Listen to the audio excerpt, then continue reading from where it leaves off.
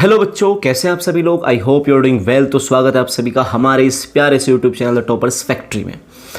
आज हमारी class second है। फर्स्ट क्लास की मैं बात आपसे छोटी सी 1 मिनट में बात कर लूँ।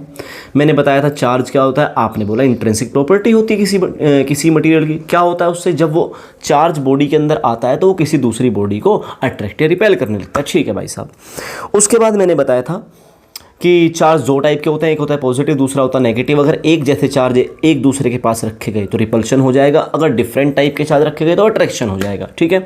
और क्या था जी चार्ज के बारे में जी, जब किसी बॉडी को चार्ज करना होता है उससे या तो इलेक्ट्रॉन निकाल दीजिए या उसमें इलेक्ट्रॉन ऐड कर दीजिए। सिर्फ इलेक्ट्रॉन ना कि प्रोटॉन। इलेक्ट्रॉन ऐड हुआ तो बॉडी नेगेटिव हो जाएगी और उसका मास बढ़ जाएगा।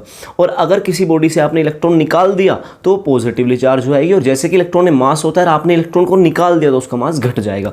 तो charging always affect the mass of the body. ठीक है ना। बिना मास चेंज किए चार्जिंग हो ही नहीं सकती, क्योंकि चार्जिंग का मतलब है तो इलेक्ट्रॉन ऐड किया जा रहा है, इलेक्ट्रॉन रिमूव किया जा रहा है। मैंने लास्ट लेक्चर में आपसे इतनी बात की थी। ठीक है। इसके बाद हम बात करते हैं जी, छोटी छोटी बात है कि बॉडी को चार्ज किया कैसे जाए। आखिर भाई बॉडी को चार्ज करना है ना, तो कैसे चार्ज किया जाए किसी बॉडी को। तो मेथड ऑफ चार्जिंग हमारे पास बेसिकली 3 मेथड है। कितने मेथड है? 3। पहला मेथड क्या है? पहला मेथड सबसे इजी, फ्रिक्शन। दूसरा, मेरे पास कोई ऑलरेडी बॉडी चार्ज्ड है, मैं उसको किसी दूसरी बॉडी से टच कर देता हूं, चाहे ये चार्ज्ड हो चाहे अनचार्ज, इस बात से कोई फर्क नहीं पड़ता। मेरी बात को समझना। मेरे पास ये एक बॉडी चार्ज्ड है, ये वाली, ठीक है ना। ये बॉडी चार्ज्ड है, मैं अब दूसरी से इसे टच कर देता हूं। टच कर दिया तो जोन से वाली ज़्यादा चार्ज होगी उससे दूसरी वाली में चला जाएगा चार्ज। समझ में आई ना बात तुमको?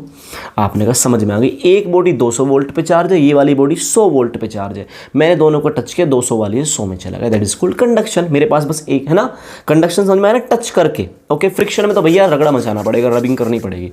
तीसरा, इंडक्शन, बिना टच किए चार्जिंग करना। 3 मेथड है चार्जिंग के। पहला कंडक्शन, पहला फ्रिक्शन, दूसरा कंडक्शन, तीसरा इंडक्शन। 3 मेथड है। तीनों के तीनों मेथड की बात करेंगे। देन बात करेंगे प्रॉपर्टीज ऑफ चार्ज के बारे में। ठीक है ना। जी प्रॉपर्टीज ऑफ चार्ज कैसे? अरे यार 2 टाइप के होते हैं, पॉजिटिव नेगेटिव ये वाले। उसके बाद चार्ज हमेशा एडिटिव होते हैं, हमेशा जुड़ते हैं। उसके बाद चार्ज क्वांटाइज्ड होता है, चार्ज कंजर्व्ड भी होता है। कुल मिला के चार्ज की सारी प्रॉपर्टीज। और हाँ, आज तुम्हारे क्लास में कम से कम 5-7 न्यूमेरिकल कराऊंगा क्वांटाइजेशन ऑफ चार्ज के। ओके। तो चलो शुरू करते हैं भाई साहब, आइए जरा। तो सबसे पहली बात तो ये है जी, इंडक्शन कंडक्टर क्या होता है। तबीयत थोड़ी सी ख़राब चल रही है, इसलिए दिमाग है ना अपनी जगह संतुलित नहीं है। ठीक है। तो 1-2 बातें इधर उधर हो जाएंगी तो समझ जाना। चलो खैर, हौली हौली मित्रों छड़ बड़ी। हाँ जी, कंडक्टर होता क्या है भाई?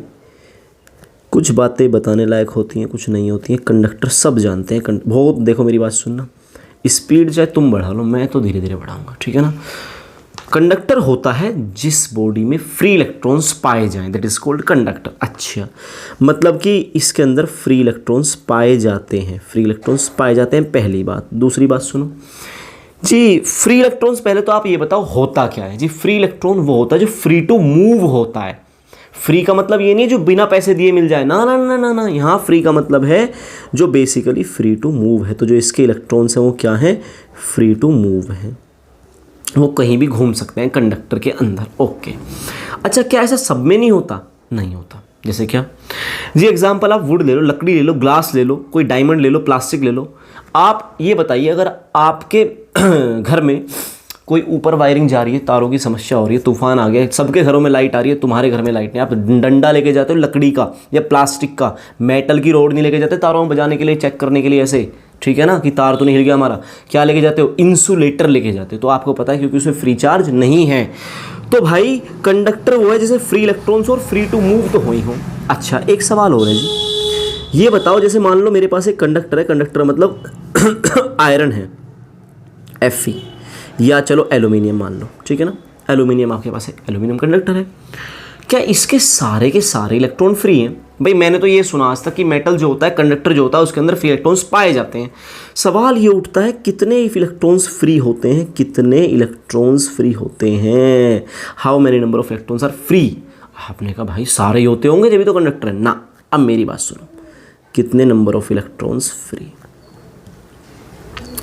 देखो भाई, अब जरा एल्यूमिनियम को देखो, ये होता है KLm, K में होते हैं 2, L में होते हैं 8, M में होते हैं 3। अब आप मुझे ये बताइए K शेल में से 2 इलेक्ट्रॉन निकालना, ना बस की हो पाएगा।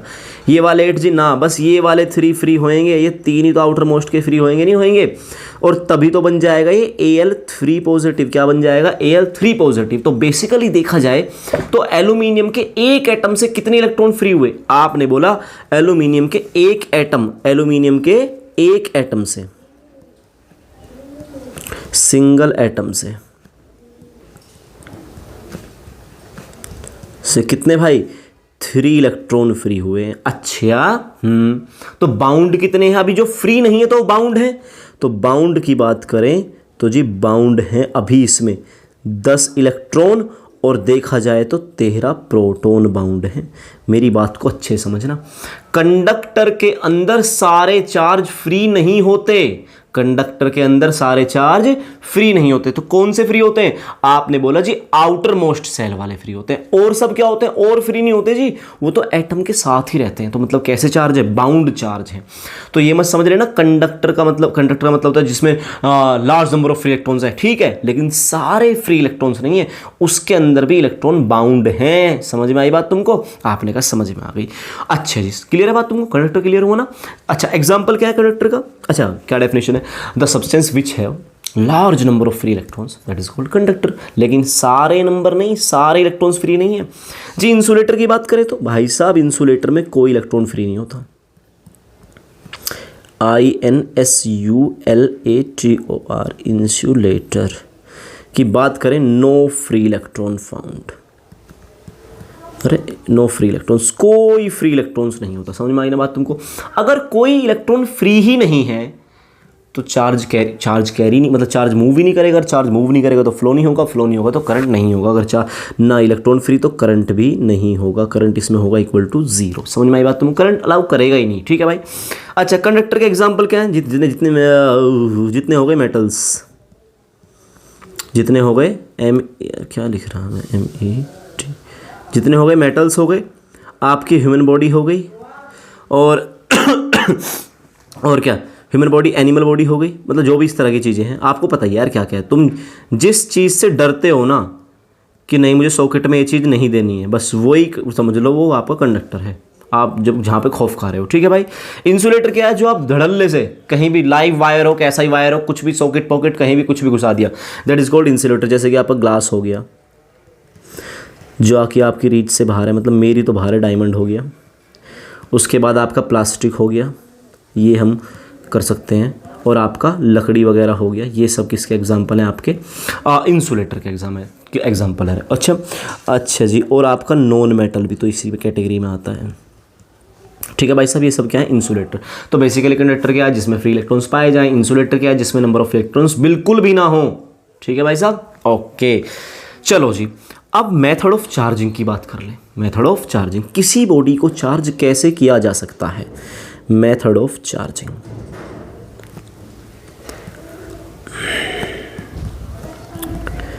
मेथड ऑफ चार्जिंग 3 मेथड है भाई साहब आपके पास। सबसे पहला मेथड है फ्रिक्शन। फ्रिक्शन में क्या होता है? आपने कहा देखो भाई, पहली बात, अगर आपको फ्रिक्शन वाले मेथड से बॉडी चार्ज करनी है तो आपको 2 बॉडी चाहिए। आपने कहा वाई 2 क्यों? भाई एक बात बताओ, रब करनी है, ये मेरा सिंगल हाथ है, रब कैसे करूँगा? आपने कहा दूसरा हाथ चाहिए या कुछ तो चाहिए रब करने के लिए, दूसरी बॉडी से तो रब करूँगा। तो फ्रिक्शन के लिए एटलीस्ट कितनी बॉडी चाहिए? आपने बोला 2 बॉडी चाहिए, ठीक है भाई, रब कर दिया, हाथ चार्ज हो गए। समझे? ये हीट पैदा हुई है चार्जिंग की वजह से ही पैदा हुई है बेसिकली। आपने कहा समझ में आ गया, आपने 2 बॉडी ली, आपस में रब किया। अब रब करने पता क्या हुआ? मुझे दिख रहा है मेरे हाथ स्मूथ है, कोई दिक्कत वाली बात नहीं है, ठीक है, ओके। लेकिन जब मैं इसको जूम करूँगा ना, मैं जूम करता रहूँगा तो मुझे रफ सरफेस दिखेगा, और रफ सरफेस, इसका भी रफ सरफेस, इसका भी रफ सरफेस, दोनों एक दूसरे के साथ लॉक हो गए। और जब आप ऐसे करोगे तो लॉक्स टूटेंगे, मतलब इलेक्ट्रॉन्स जो आपस में इस तरह से फंसे थे वो अब टूटेंगे तो ऐसे निकल जाएगा। एक बॉडी से इलेक्ट्रॉन निकल के दूसरी में चला जाएगा। मेरी बात समझ में आई आपको? एक बॉडी से इलेक्ट्रॉन निकल के दूसरी में चला जाएगा। ओके, अब जरा एग्जांपल देखो यहाँ पे डायग्राम के साथ। मान लो आपके पास ये एक बॉडी है और आपके पास एक और ये लगभग सेम दूसरी बॉडी है, ठीक है भाई। अब आपने पता क्या करना बॉडी नंबर ए और बी को आपस में रब कराना। आपने करा देंगे रब, कोई दिक्कत नहीं है। जब इसको इसके साथ रब कराओगे तो एक बॉडी से इलेक्ट्रॉन निकलना पक्की बात है, एक से तो निकलेगा। मान लो ये इस वाली से इलेक्ट्रॉन, ए वाली से इलेक्ट्रॉन बी में चला गया, ठीक है। अच्छा जी, अब इसमें इलेक्ट्रॉन जा रहे हैं। अगर इसमें इलेक्ट्रॉन जा रहे हैं, इससे तो इलेक्ट्रॉन रिमूव हुआ, मेरी बात को समझना, इससे इलेक्ट्रॉन क्या हुआ है, रिमूव हुआ है। तो ये बॉडी कैसी हो जाएगी, पॉजिटिव। और इसमें बेसिकली इलेक्ट्रॉन क्या हुआ है, आपने बोला इसमें इलेक्ट्रॉन ऐड हुआ है, तो ये हो जाएगी नेगेटिव। समझ में आ गई बात तुमको। अगर देखा जाए मास बॉडी जो बी वाला है, बी का मास ज़्यादा हो गया ए से, मतलब बढ़ने लगा, सीधी सी बात ये। अगर दोनों सेम थी तो मास बी का बढ़ने लगा और ए का मास घटने लगा। समझ में आई बात तुमको। ओके, तो इस बॉडी से इसमें मैंने इलेक्ट्रॉन दिया, पॉजिटिव होती चली गई। जितना इलेक्ट्रॉन निकालता गया इसमें ऐड करता गया, पॉजिटिव होती है, नेगेटिव, पॉजिटिव, नेगेटिव। क्या दोनों बॉडी पे चार्ज आया, आपने बोला आया, चार्जिंग बाय फ्रिक्शन। समझ में आ गया, आपने कहा समझ में आ गया जी, कोई दिक्कत वाली बात नहीं है। लेकिन आप मुझे एक बात और बताइए जरा, मान लो दो बॉडी मेरे पास है ना, जैसे कि एक तो हो गया मेरे पास ग्लास। मेरी बात बहुत ध्यान से सुनना बेटा, तुम्हें अगर जल्दी है ना तो आराम से आ जाना, कोई बात नहीं। लेकिन अरे यार प्लास्टिक, मेरे पास, हाँ आराम से आ जाना, बाद में पढ़ लेना, लेकिन हड़बड़ी में नहीं, बहुत प्यार से काम करेंगे, ठीक है। एक मेरे पास बॉडी ग्लास है, दूसरी मेरे पास प्लास्टिक है। अगर मैं इन दोनों को रब करूं तो मुझे कैसे पता चलेगा कि ग्लास से इलेक्ट्रॉन निकलेगा प्लास्टिक से। मान लो आपके पास पहली बॉडी है, अब ये ग्लास है, और आपके पास ये दूसरी बॉडी है जो कि प्लास्टिक है, ठीक है। ये वाली ग्लास हो गई पहले वाली, ये ग्लास है और ये प्लास्टिक है। अब मुझे कैसे पता चलेगा, तो मैंने प्रैक्टिकल कर करके देखा, बार बार एक्सपेरिमेंट किया, और मैंने ये पाया, एक सीरीज पाई कि इस सीरीज में जो पहले नंबर की तरफ है, अगर आप उनको लास्ट वाले नंबर की तरफ रब करोगे, मेरी बात सुनना, तो जो शुरुआत वाले हैं वो हमेशा पॉजिटिव, एंड वाले हमेशा होते हैं नेगेटिव। वो सीरीज में आपको लिख के दिखा देता हूँ। उसमें पहले नंबर पे ग्लास है और 12वें 13वें नंबर पे प्लास्टिक है, ठीक है। तो ये हो गई आपकी कौन सी, ट्राइबो इलेक्ट्रिक सीरीज। देखो अब इसमें पहले नंबर पे कौन है, आपने बोला ग्लास है, लास्ट के नंबर पे कौन है, प्लास्टिक। तो पहले नंबर वाले को प्लास्टिक के साथ रब किया गया, तो बताओ, आपने कहा जब इन दोनों को रब किया जाएगा तो इस पर आएगा पॉजिटिव चार्ज और इस पर आएगा उतना ही नेगेटिव चार्ज। क्या आप मेरी बात को समझे, आपने कहा समझ गए। चलो जी दूसरा केस लेता हूँ जरा मैं आपके सामने। अगर मैं आपसे बात करूँ कि मैं एल्यूमिनियम को, जो कि छठे नंबर पे है, और मैं ये क्या कर दिया मैंने, 6th 7th 8th 9 10 11 2, ठीक है ना। ये प्लास्टिक, हाँ जी प्लास्टिक आपका 12वें नंबर पे है। एल्यूमिनियम के साथ मैंने रब किया प्लास्टिक को ही, चलो ठीक है। अब यूँ बताओ कौन सा पॉजिटिव कौन सा नेगेटिव। आपने बोला प्लास्टिक सबसे एंड में है, किसी के साथ ही रब कर लो हमेशा नेगेटिव आएगा। प्लास्टिक को किसी के साथ भी रब करो हमेशा नेगेटिव ही आएगा, और ग्लास को किसी के साथ भी रब करो हमेशा पॉजिटिव ही आएगा, ठीक है जी। मैंने नायलॉन को अगर पेपर के साथ रब किया, बताओ नायलॉन दूसरे नंबर पर है और पेपर 7वें नंबर पर है, तो नायलॉन कैसा होगा, पॉजिटिव, पेपर कैसा होगा, नेगेटिव। अगर मैंने इस वूल को कॉटन के साथ रब किया, वूल को कॉटन, वूल तीसरे नंबर पे है, कॉटन आपका 8वें नंबर पे है, तो वूल आएगा आपका पॉजिटिव, कॉटन आएगा आपका नेगेटिव। क्या आपको समझ में आ गई। ज़्यादा याद करने की जरूरत नहीं, ग्लास पॉजिटिव होता है हमेशा, प्लास्टिक हमेशा नेगेटिव होता है, इतनी बात याद रखना, मोर देन इनफ है, ठीक है भाई साहब। ओके, ये था आपका क्या, चार्जिंग बाय फ्रिक्शन। भाई समझ में आ गया ना। आज शायद तबीयत खराब होने की वजह से क्वालिटी थोड़ी मेरी खराब हो जाए, ठीक है, क्योंकि दिमाग संतुलन में नहीं है थोड़ा सा। ओके, तो खैर अब दूसरा मेथड है charging by conduction. Charging by conduction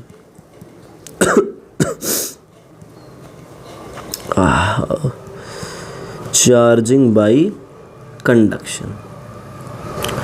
conduction है सबसे आसान, कुछ नहीं करना। तुमने मूवी देखी होगी हॉलीवुड वाली, एक उनके पास कैपेसिटर जैसा कुछ होता है, उसमें 2 रोड निकली हुई होती हैं, ह्यूमन बॉडी पे आके वो टच कर देते हैं, और जैसे ही टच करते हैं आदमी को शॉक लगता है। टच करे बिना कुछ नहीं होता हवा में, उस आदमी को शॉक लगता है, बस वही होता है कंडक्शन। अब मान लो ये एक बॉडी है नंबर 1 जो कि चार्ज्ड है, दूसरी बॉडी अनचार्ज्ड है, ठीक है। जब मैं इस पहले वाली बॉडी को दूसरे वाले मेटल, कंडक्टर है ये, आपने बोला अगर ये इंसुलेटर होता कंडक्टर, दूसरी वाली जो बॉडी है कंडक्टर या इंसुलेटर होती, कुछ नहीं होता। आप लकड़ी में वायर लगाने लगोगे, लकड़ी से करंट फ्लो नहीं होता, ठीक है ना। हाँ, अगर आप करंट कैरिंग वायर को मेटल के साथ लगाओ किसी तो करंट फ्लो हो जाता है। तो कंडक्टर होना चाहिए, मतलब कि बेसिकली मेटल होना चाहिए, मेटल नहीं कंडक्टर होना चाहिए, ह्यूमन बॉडी भी हो जाए। अब आपने इसको जो चार्ज था इसके साथ टच किया तो क्या होगा जी, जो चार्ज्ड बॉडी है उससे इसमें क्या हो जाएगा, चार्ज का फ्लो हो जाएगा। समझे कि नहीं समझे, इस वाली बॉडी से इसमें चार्ज जाएगा। और हाँ सुनो, कब तक जाएगा जी, जब तक पहले वाला खाली ना हो जाए। ना ना ना ना, ऐसा कुछ नहीं है। हमेशा देखना कोई भी चीज़ तब तक फ्लो होती है जब तक दोनों का लेवल सेम ना हो जाए। मैंने कहा अच्छा कैसे भाई, मान लो आप पढ़ाई कर रहे हो, मैं आपको पढ़ा रहा हूँ, क्या मैं आपको पूरी उम्र पढ़ा सकता हूँ? ना जी ना। एक टाइम ऐसा आएगा, सैचुरेशन लेवल आएगा, जब मैं और तुम बराबर जानते होगे, फिर मैं आपको पढ़ा ही नहीं सकता। कैसे पढ़ा दूंगा यार? भाई पढ़ा कोई भी किसी को तब सकता है जब दूसरे वाले का लेवल नीचे और एक का लेवल ऊपर हो, क्योंकि चीज़ें ऑलवेज फ्लो फ्रॉम ज़्यादा हाइट से कम height, higher height to lower height, higher potential to lower potential. ठीक है भाई, तो जब तक चार्ज फ्लो होगा, जब तक दोनों का पोटेंशियल सेम ना हो जाए, जब तक कॉमन पोटेंशियल अटेन ना हो जाए, जब तक दोनों का पोटेंशियल सेम ना हो जाए। समझ में आ गई बात तुमको? आपने कहा कैसे, एग्जांपल दो जरा। मान लो मेरे पास एक 100 वोल्ट की बॉडी है भाई, इसके नोट्स है ना, आपको देखो मेरी बात सुनो, टेलीग्राम पे नीचे डिस्क्रिप्शन में लिंक दिया हुआ, अभी क्लिक कर लो, चाहे नोट्स आपको यहाँ तक के मैंने अपलोड किए हुए हैं। ठीक है, टेलीग्राम के चैनल पर जाना, उसको सब्सक्राइब करना, आपको डेली के नोट्स, डेली के लेक्चर का अपडेट वहीं से मिलता रहेगा। और जो क्लास आएगी आपकी शाम के 6 बजे डेली आ जाया करेगी। ठीक है, नोट्स आपको कहाँ मिलेंगे? टेलीग्राम पे। ओके, अच्छा जी, अगर आपके पास एक 100 वोल्ट की बॉडी है पहले वाली, और दूसरी जो बॉडी है वो आपकी मात्र और मात्र 20 वोल्ट की है, पक्की बात है। अब आपने 100 वोल्ट वाली को 20 वोल्ट वाली से कनेक्ट कर दिया, तो जब आप इसको इससे कनेक्ट करोगे तो बताओ चार्ज किधर को फ्लो होगा? आपने बोला चीज़ें always flow from higher potential to lower, तो 100 वाली से 20 वाली पे जाएगा। आपने कहा बिल्कुल सही बात। ओके, तो चार्ज फ्लो होगा इधर को, चार्ज का फ्लो होगा इधर को। कब तक जाएगा? मैंने कहा जब तक दोनों के बीच, दोनों का पोटेंशियल सेम ना हो जाए, जब तक दोनों का पोटेंशियल सेम ना हो जाए तब तक चार्ज फ्लो होगा। तो दोनों का पोटेंशियल सेम मतलब कॉमन पोटेंशियल, कॉमन पोटेंशियल का मतलब होता है दोनों को जोड़ दो, 100 + 20/2 तो 60 वोल्ट। तो जब इसका पहले वाली का 60 वोल्ट हो जाए, दूसरे वाली का हो जाए 60 वोल्ट, अब देखो, अब ये दोनों टच्ड हैं अब भी, पर नो फ्लो ऑफ चार्ज, अब कोई चार्ज फ्लो नहीं होगा। क्यों? क्योंकि चीज़ें या चार्ज या पानी कुछ भी always flow from higher potential, higher height to lower height. ठीक है भाई साहब, आपने कहा समझ में आती है बात। तो 100 वोल्ट वाले से 20 वोल्ट वाले की तरफ हो गया, कब तक? जब तक दोनों का 60-60 ना हो जाए। एक और बात सुनो जरा, दूसरा एग्जाम्पल देखो। मान लो कि मेरे पास एक बॉडी है, ओके, जिसका जो पोटेंशियल है वो आपका 50 वोल्ट है, और दूसरी बॉडी का 0 वोल्ट पोटेंशियल है, बिल्कुल अनचार्ज्ड है। अब मैं इन दोनों को टच करता हूं तो बताओ, नंबर 1 से 2 की तरफ को फ्लो होगा, 2 से 1। आपने बोला चीज़ें, पानी, वाटर या आपका charge always flow from higher potential to lower. तो जब तक कॉमन पोटेंशियल अटेन ना हो जाए, जब तक चार्ज फ्लो होगा, जब तक कितना हो जाएगा? 25 वोल्ट। तो इसका भी हो जाएगा 25 वोल्ट, इसका भी हो जाएगा 25 वोल्ट। क्या चीज़ें समझ में आती है जी? अगर मान लो एक बॉडी है आपकी 150 वोल्ट पे और दूसरी बॉडी है आपकी 50 वोल्ट पे, अब बताना, मैंने बोला 150 से 50 पे जाएगा। अच्छा, तो कितना हो जाएगा? जब देखो 150 + 50/2 100 कब तक फ्लो होगा? जब तक इसका भी 100 वोल्ट ना हो जाए और इसका भी 100 वोल्ट ना हो जाए, तब तक फ्लो होता रहेगा जी। अगर एक बॉडी मान लो पहले ही 100 वोल्ट पे और दूसरी भी ऑलरेडी 100 वोल्ट पे, तो क्या होगा? मैंने कहा भाई नो फ्लो ऑफ चार्ज, अब कोई चार्ज फ्लो नहीं होगा। समझ में आई बात आपको? आपने बोला समझ में आ गई, कोई दिक्कत तो नहीं है। तो जब जब पोटेंशियल में डिफरेंस होगा तब चार्ज फ्लो होगा, अन्यथा चार्ज फ्लो नहीं होगा। ठीक है भाई? अच्छा जी, ओके, कंडक्शन क्लियर है। अब तीसरा मेथड आता है सॉरी, चार्जिंग बाय इंडक्शन।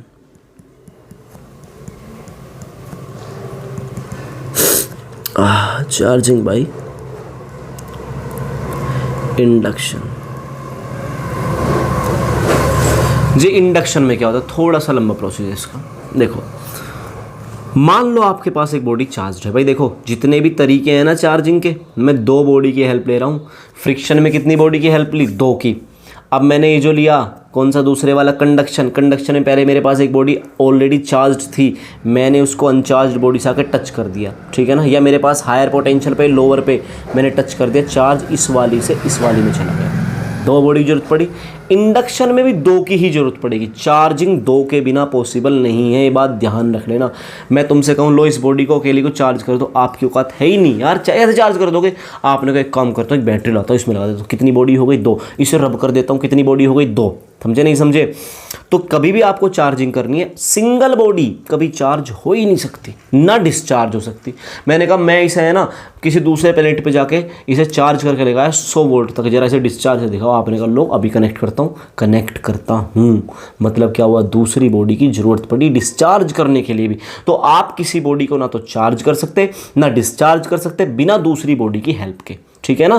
तो सिंगल आइसोलेटेड बॉडी में ना तो चार्ज क्रिएट किया सकता ना destroy, this is called conservation of charge. आगे की बात है, आओ जरा। तो आपने एक बॉडी ली, ठीक है जी भैया ले ली, तेरी सनी देओल सी बॉडी रे।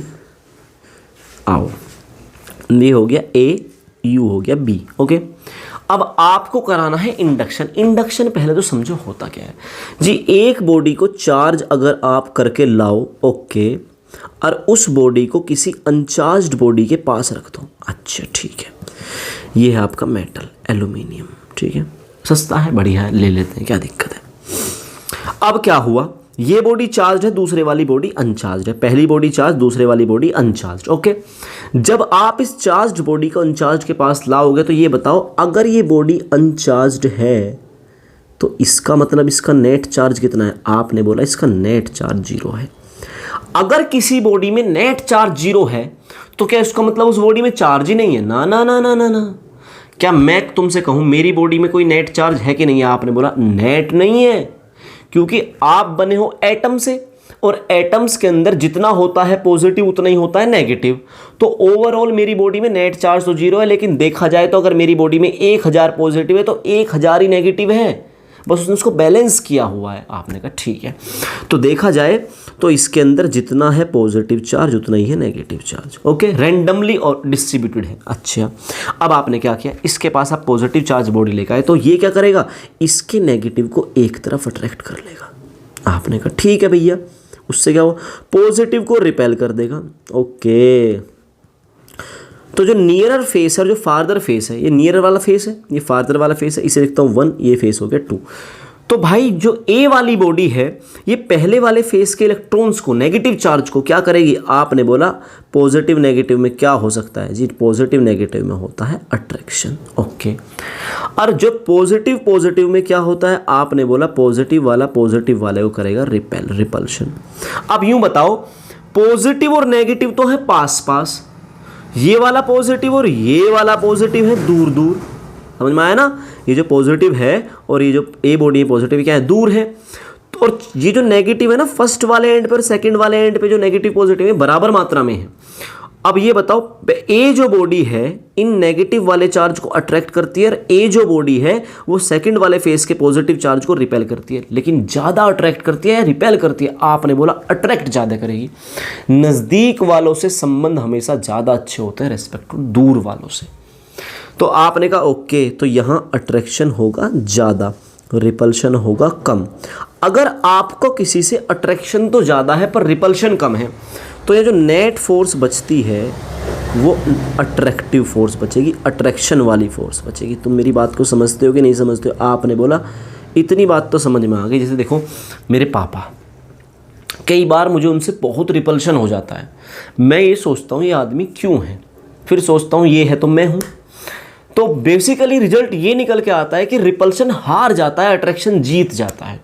कई बार हमारे पापा को या तुम्हारे पापा को इतना गुस्सा आता है तुम पे, ये मन करता है तो आज ये रहेगा घर में, मैं रहूँगा। लेकिन सुनना, रिपल्शन ज़्यादा है पर फिर भी अट्रैक्शन जीत जाता है, क्योंकि अट्रैक्शन उससे ज़्यादा है रिपल्शन से। तो जिस रिश्ते में या जहाँ पर अट्रैक्शन हो ज़्यादा, रिपल्शन हो कम, सीधी सी बात है अट्रैक्शन ही जीतेगा, जो भी ज़्यादा है वही जीतेगा यार, ऑब्वियस सी बात है। तो आपने कहा ओके, यहाँ नेट फोर्स क्या बची? आपने बोला अट्रैक्शन बची। ठीक है भाई साहब, एक एग्जाम्पल देता हूँ आपको मैं। मान लो आपके पास एक कॉम है, कंघा है, आप बाल भाई सूखे सूखे बाल थे, भा लिया आपने, और आप उनको पेपर के पीसेस के पास लेके गए। तो जो कॉम है ये इन पेपर के पीसेस के साथ क्या करेगा? आपने बोला मैंने देखा आज ही करके, पेपर के पीस अट्रैक्ट होते हैं। अगर बालों से मैं कॉम को रब करूँ ना, ऐसे रब करूँ, करता रहा, तो पेपर के पीसेस के पास गया तो उसे उठा लेता है, अट्रैक्ट कर लेता है अपनी तरफ को। तो कैसे हुआ?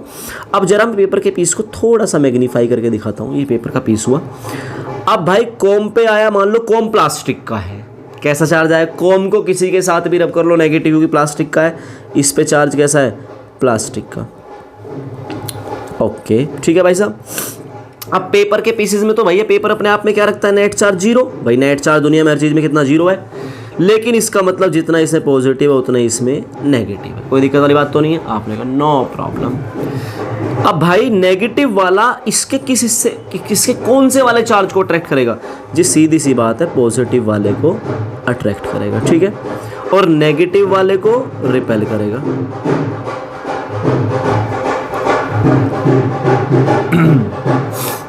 वेट, तो जो कॉम है ये पेपर के पॉजिटिव वाले को अट्रैक्ट करेगा, नेगेटिव वाले को रिपेल करेगा। आपने कहा सही बात है भाई, जो अनलाइक है वो नेगेटिव वाला पॉजिटिव को तो अट्रैक्ट कर सकता है। आपने कहा ठीक है, ये अट्रैक्शन हो जाएगा।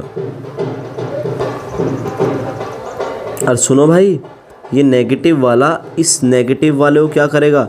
आपने बोला रिपेल करेगा। तो बेसिकली क्या हुआ?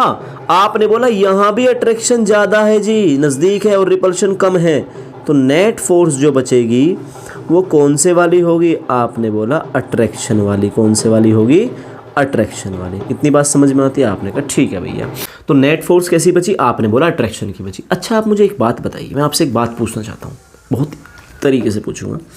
अगर मान लो आपके पास एक पॉजिटिव चार्ज है, ओके, और दूसरा चार्ज भी आपके पास पॉजिटिव है, तो बताओ अट्रैक्शन होगा या रिपल्शन? आपने कहा लाइक चार्ज में रिपल्शन, ओके। एक पॉजिटिव चार्ज है और दूसरा चार्ज आपके पास नेगेटिव है, अब बताना क्या होगा? आपने बोला ओके अट्रैक्शन। भाई पॉजिटिव नेगेटिव अट्रैक्शन। और अगर एक आपके पास होता नेगेटिव और दूसरा चार्ज भी आपके पास होता नेगेटिव, तो अब क्या होता? आपने बोला लाइक चार्ज में रिपल्शन चाचू। तो पॉजिटिव पॉजिटिव में रिपल्शन, नेगेटिव नेगेटिव में रिपल्शन, पॉजिटिव नेगेटिव में अट्रैक्शन। मतलब लाइक चार्ज करते हैं रिपेल और अनलाइक चार्ज करते हैं अट्रैक्ट। पक्की बात है? अच्छा, एक चार्ज है पॉजिटिव और दूसरी जो बॉडी है वो है न्यूट्रल। अब बताओ अट्रैक्शन या रिपल्शन? आपने कहा यार एक बॉडी पे चार्ज है, दूसरी बॉडी पे चार्ज ही नहीं है, तो नो फोर्स। ना ना ना ना ना, क्या नो फोर्स कहना सही है? ना। क्यों? अच्छा, ये जो पॉजिटिव चार्ज है ना, ये इस बॉडी में करा देगा इंडक्शन। इंडक्शन मतलब कि इस न्यूट्रल, ये पता क्यों है? इसका नेट चार्ज कितना है? जीरो। किसी का नेट चार्ज जीरो क्यों होता है? क्योंकि उसमें उतना ही पॉजिटिव उतना ही है नेगेटिव। तो ये कैसा है? पॉजिटिव। तो नेगेटिव वाले को लेफ्ट में बुलाएगा, पॉजिटिव वाले को राइट में, और पॉजिटिव और नेगेटिव में क्या हो जाएगा? आपने बोला पॉजिटिव और नेगेटिव में हो जाएगा अट्रैक्शन, और पॉजिटिव में हो जाएगा रिपल्शन। तो भाई पॉजिटिव और पॉजिटिव दूर है, पॉजिटिव और नेगेटिव पास है, तो अट्रैक्शन ज़्यादा होगा, रिपल्शन। तो नेट फोर्स कौन सी बचेगी? आपने बोला अट्रैक्शन। समझ में आई बात आपको? आपने कहा समझ में आ गया। अरे भैया यूं बताओ फाइनली कि इंडक्शन होता क्या है? कि इंडक्शन होता क्या है? तो सुनो, इंडक्शन एक चार्जिंग मेथड है, ठीक है। जब आप एक बॉडी से दूसरी बॉडी को टच किए बिना दूसरी बॉडी के अंदर चार्ज इंड्यूस्ड कर देते हो क्या आपने इस ए को बी से टच किया? नहीं किया, लेकिन ए वाली चार्ज थी, दूसरे वाली अनचार्ज थी। तो इसने क्या किया? इस नेगेटिव वाले को एक एंड पे ले आया, पॉजिटिव वाले को दूसरे एंड पे भेज दिया। That is called polarisation. Charge को रीडिस्ट्रीब्यूट कर दिया, और इसकी वजह से एक अट्रैक्शन पैदा हुआ नज़दीक वाले चार्जेस में, दूर वाले चार्जेस में रिपल्शन पैदा हुआ। तो इसी, और फाइनली क्या पैदा हुआ? अट्रैक्शन। तो इसी पूरे फिनोमेना को बोलते हैं इंडक्शन। समझ में आ गई बात आपको? ओके। अब मैं तुमसे एक बात पूछता हूँ, कि जो बॉडी के अंदर सेकंड वाली के अंदर चार्ज आया, कहीं बाहर से आया, इसके अंदर ही था? आपने बोला अंदर ही था। तो बेसिकली इंडक्शन के अंदर क्या होता है? आपने बोला रीडिस्ट्रीब्यूशन ऑफ चार्ज। क्या होता है? रीडिस्ट्रीब्यूशन ऑफ चार्ज होता है। ओके। फ्रिक्शन के लिए कितनी बॉडी? दो, रब कर दी, हो गया चार्ज, एक पॉजिटिव एक नेगेटिव। क्लियर? दो बॉडी चाहिए। कंडक्शन, एक बॉडी चार्ज लेकर दूसरे टच कर दिया, हो गया कंडक्शन, चार्ज फ्लो हो गया। तो यहाँ से यहाँ से एक हो जाएगा फ्लो।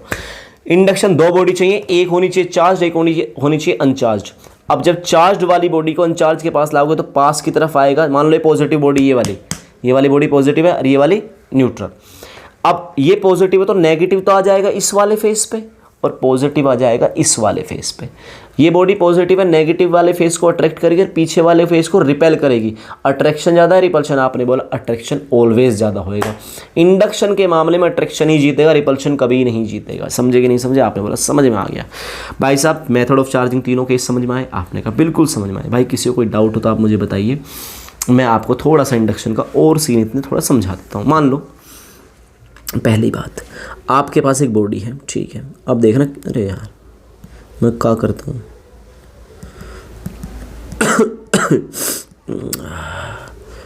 ठीक है, ये आपके पास दूसरी बॉडी है, टच नहीं करूँगा। बताओ जी, ये पहले वाली बॉडी है ए, ये बॉडी है बी। ए वाली है पॉजिटिव, दूसरे वाली न्यूट्रल मेटल है। क्या होगा? आपने बोला अट्रैक्शन कर लेगा, नेगेटिव वाले को तो पास बुला लेगा, पॉजिटिव वाले को दूर कर देगा। ओके, अब मैं आपसे एक और सवाल पूछता हूँ, 3 3 6 3 2 5 ठीक है। अब मैं आपसे एक बात पूछता हूँ, जब तक ये नहीं थी ए वाली तो ये चार्ज ऐसे ना था जो अब हो रखा है। चार्ज तो रैंडमली ओरिएंटेड था, कहीं भी फंसा हुआ था। लेकिन जैसे ही ए वाली बॉडी बी के पास आई, नेगेटिव एक तरफ आ गया, पॉजिटिव दूसरी तरफ चला गया। क्या इसके अंदर अब कोई नेट चार्ज है या नहीं? आपने बोला चार्ज तो अब भी इसके अंदर नेट जीरो ही है। क्यों? अरे इसके अंदर अब भी तो जितना पॉजिटिव है उतना ही नेगेटिव है। बस क्या हुआ है? Redistribution of charge. क्या हुआ है? Redistribution of charge. और इसकी वजह से ये पॉजिटिव वाला नेगेटिव को अट्रैक्ट कर लेता है, पॉजिटिव वाला इस पॉजिटिव को रिपेल कर लेता है। और बात ऐसी होती है कि अट्रैक्शन हो जाता है ज़्यादा, रिपल्शन हो जाता है कम, तो नेट फोर्स जो बचती है वो अट्रैक्शन वाली बचती है। ऐसा कुछ हो जाता है। मेरा मुद्दा फिलहाल ये नहीं, मेरा मुद्दा ये है, अगर मैं दूसरे वाली बॉडी जो है, क्या ये चाहती है पहले वाली बॉडी दूसरी बॉडी के अंदर पॉजिटिव देखना भी चाहती है? भाई साहब, जिसको आप अट्रैक्ट करते हो उसे तो रोक के रखना चाहते हो, और जिसे आप रिपेल करते हो आप उसे एक पल के लिए रोक के नहीं रखना चाहते। आप चाहते हो कि इस तरह चला जाए ये। आपने कहा बात तो सही है। पॉजिटिव वाला नेगेटिव से बहुत मोहब्बत करता है, कहता भैया तू ही रुक जा। लेकिन ये पॉजिटिव वाला पॉजिटिव को दूसरे वाले के इसके नहीं, ये तो मजबूरी है, इससे बाहर नहीं भेज सकता है। बाहर एयर आ गई। आपने कहा एक काम करते हैं, तो क्या करते हैं? इसकी अर्थिंग करा दो जी। अर्थिंग से क्या फ़ायदा होगा? अर्थिंग का मतलब है जो भी एक्सिस अमाउंट का चार्ज है वो सारा ग्राउंड में चला जाएगा, अर्थ में चला जाएगा, ठीक है ना। अच्छा, एक्सिस अमाउंट होती क्या है? मेरी बात सुनना भाई, एक्सिस अमाउंट होता है नज़रिया मेरे हिसाब से। कैसे?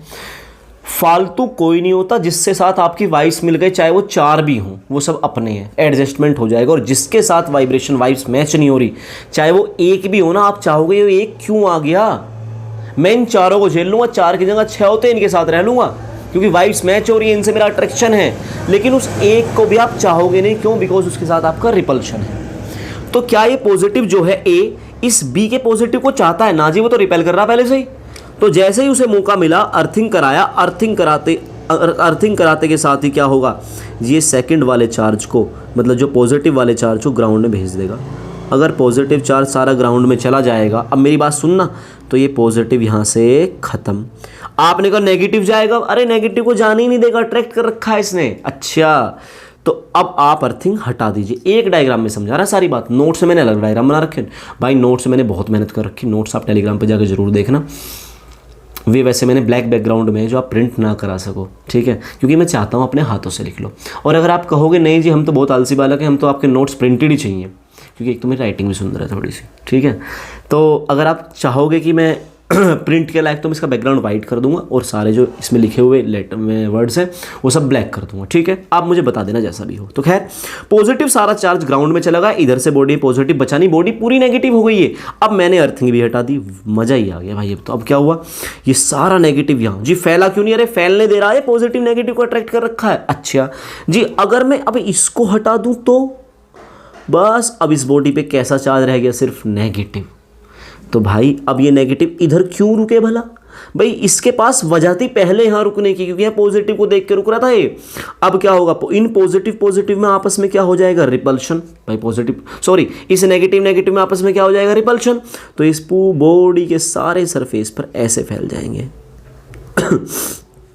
ओके, समझ में आई आपको बात? आपने क्या बोला? समझ में आ गई। ये अब तुम मुझे ये बताओ, ये जो मैंने इस बॉडी को नेगेटिव चार्ज किया है किसकी हेल्प से किया? आपने बोला रिपीट करके देखेंगे हम वीडियो।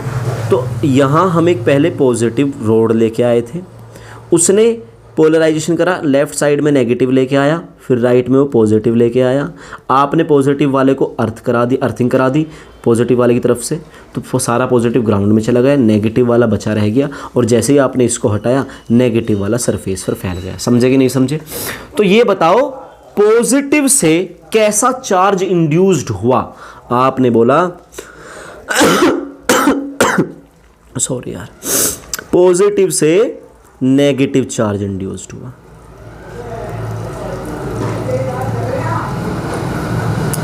तो मेरी बात समझे ना? अब एक बात और बताना मुझे, अगर मान लो एक केस और दिखा देता हूं, दूसरा केस देखो। अगर ये मैं नेगेटिव रोड लेके, भाई समझ लो बिल्कुल प्यार से, भगदड़ मत करना बिल्कुल भी कि हमें तो जल्दी हो रही है, हमें तो कुछ कहीं जाना है, ऐसा कुछ नहीं। बस मेरे पास एक बार बैठिए, तसल्ली में 1 घंटे के लिए बैठे रहो, ठीक है? ये नेगेटिव चार्ज है।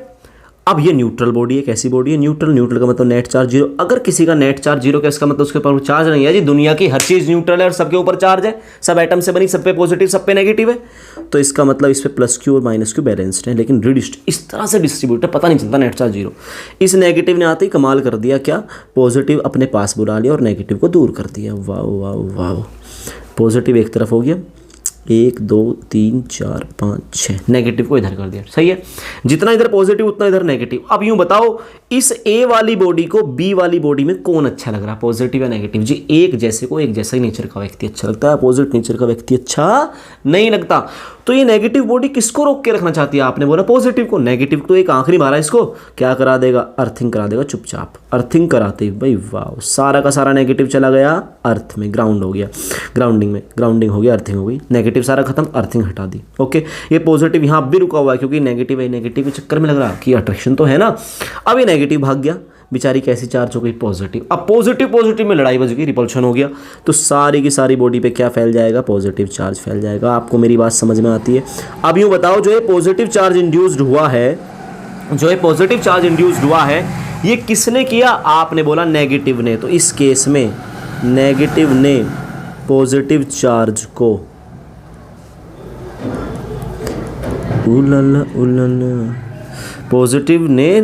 नेगेटिव ने पॉजिटिव चार्ज को इंड्यूस किया। ठीक है भाई साहब, आपने बोला समझ में आ गई बात, कोई दिक्कत वाली बात तो नहीं है। तो यार पॉजिटिव ने नेगेटिव इंड्यूस करा, नेगेटिव ने पॉजिटिव। यार पॉजिटिव वाली पॉजिटिव इंड्यूस नहीं कर सकती क्या? या नेगेटिव वाली नेगेटिव इंड्यूस नहीं कर सकती? नहीं कर सकती। कर सकती है, नेगेटिव वाली नेगेटिव और पॉजिटिव दोनों कर सकते हैं। उसके लिए थोड़ी चालाकी खेलनी पड़ेगी और ज़्यादा। लेकिन अगर मैं बात करूँ सिर्फ एक पॉजिटिव ने दूसरे वाली में इंड्यूस करना कुछ, तो वो हमेशा ऑपोजिट नेचर का ही होगा। तो मैं नोट में लिख देता हूँ एक बात, इंडक्शन से ऑलवेज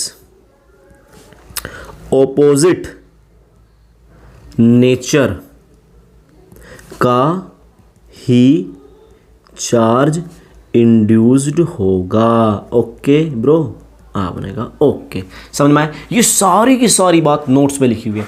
नोट्स में मैंने इतने नोट लिखे हुए हैं बना के कि पूरे चैप्टर की समरी तुमको, पूरे 2 पेज की समरी एक साथ मिल जाएगी 4-6 लाइन में। ठीक है, टेलीग्राम का लिंक दिया हुआ है, आप वहाँ से जाके देख लेना नोट्स को भाई। ठीक है, तुम्हारे लिए मेहनत कर रहा हूँ नोट्स में। ओके, तो भाई साहब ये था आपका मेथड ऑफ चार्जिंग के बारे में। पहले मैंने समझाया आपको कंडक्टर क्लास नंबर 2 में, फिर इंसुलेटर समझाया। कंडक्टर क्लियर है, इंसुलेटर क्लियर है। कंडक्टर वजह से फ्री इलेक्ट्रॉन्स पाए जाते हैं। ठीक है, बाउंड भी पाए जाते हैं। हाँ, कंडक्टर में फ्री भी होते हैं, बाउंड भी होते हैं, जबकि फ्री कम होते हैं, बाउंड ज्यादा होते हैं। एल्यूमिनियम में कितने फ्री हुए? 283, सिर्फ लास्ट के 3 हुए ना, आउटर मोस्ट सेल के। 2 और 8 तो अंदर ही रह गए ना, तो 10 इलेक्ट्रॉन 10 प्रोटॉन तो एल्यूमिनियम में बाउंड रह गए, जो हिल भी नहीं पाए। सिर्फ 3 फ्री हुए हैं। तो कंडक्टर के अंदर सभी चार्ज फ्री नहीं होते, इंसुलेटर के अंदर एक भी चार्ज फ्री नहीं होता। ओके, मेथड ऑफ चार्जिंग, पहला मेथड फ्रिक्शन, कितनी बॉडी चाहिए? 2। मेथड ऑफ चार्जिंग दूसरा मेथड कंडक्शन, कितनी बॉडी चाहिए? 2। मेथड ऑफ चार्जिंग तीसरा कौन सा? इंडक्शन, कितनी बॉडी चाहिए? 2। एक बात समझ में आ गई, अगर आपको चार्ज क्रिएट करना है तो कितनी बॉडी चाहिए? एटलीस्ट 2। समझे नहीं समझे? ओके, कितनी बॉडी चाहिए? 2 बॉडी चाहिए। ओके, क्या अकेली बॉडी चार्ज बना सकती है? नो, नेवर, ऐसा कभी नहीं हो सकता। अकेली बॉडी कैसे चार्ज बनाए? कहीं तो फ्रिक्शन करना पड़ेगा, कहीं तो कंडक्शन करना पड़ेगा, या कहीं तो इंडक्शन करना पड़ेगा, कुछ तो करना पड़ेगा, दूसरे वाली तो चाहिए। समझे नहीं समझे? आपने बोला समझ में आ गई बात। चलो तो भाई, अब मुझे बात करनी है प्रॉपर्टीज ऑफ चार्ज के बारे में। लेक्चर जाएगा लंबा। Okay, properties of charge. भाई पहली प्रॉपर्टी है, सबको पता है इंट्रिंसिक प्रॉपर्टी ऑफ मैटर है। चार्ज क्या है, दिखता नहीं है, एक्सट्रिंसिक नहीं है, इंट्रिंसिक प्रॉपर्टी ऑफ मैटर है।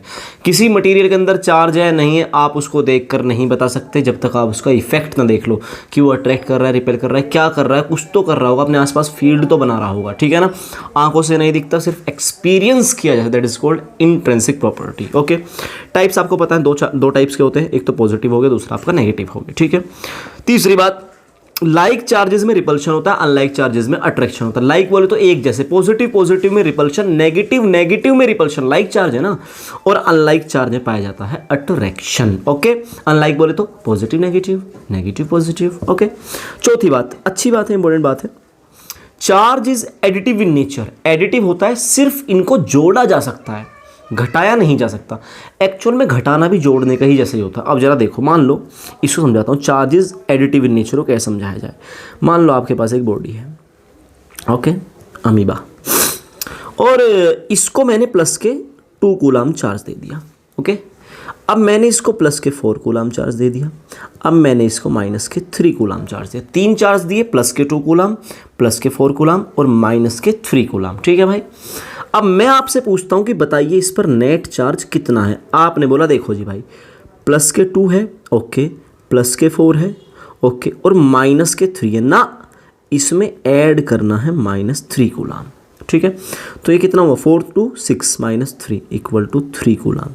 आपने कहा तो आपने घटाया है, तो ना घटाया नहीं है, जोड़ा है। आपने कहा कैसे घटाया, मैं कैसे मान लूँ आपने घटाया नहीं जोड़ा है। आओ जरा, अब आपके हिसाब से मैं घटा के दिखाता हूँ, नेट चार्ज पूछता हूँ जी। नेट चार्ज कितना होगा, मैंने बोला देखो प्लस के 2 कूलाम, ओके, जोड़ दिया, क्या जोड़ा इसमें, प्लस के 4 जोड़ दिया, और माइनस के 3 कूलाम। अब देखना, घटा के दिखाता हूँ, घटाने और जोड़ने में कितना अंतर होता है। देखो, प्लस के 2 इसमें जोड़ दिया मैंने, प्लस के 4, इसमें से घटाना है माइनस के 3 ना मुन्ना ना, ये माइनस माइनस प्लस ना हो जाएगा तो टोटल चार्ज कितना 6 और 3 9 कूलाम ना हो जाएगा। तो ये तरीका गलत है, ये वाला सही है, जोड़ने वाला, ठीक है। ऊपर वाले को आप ऐसे देख लो ना बस, कि मैंने प्लस के 2 में प्लस का 4 कूलाम जोड़ दिया, फिर प्लस ऐड कर दिया माइनस के 3 कूलाम, आया ना 3 कूलाम नेट चार्ज।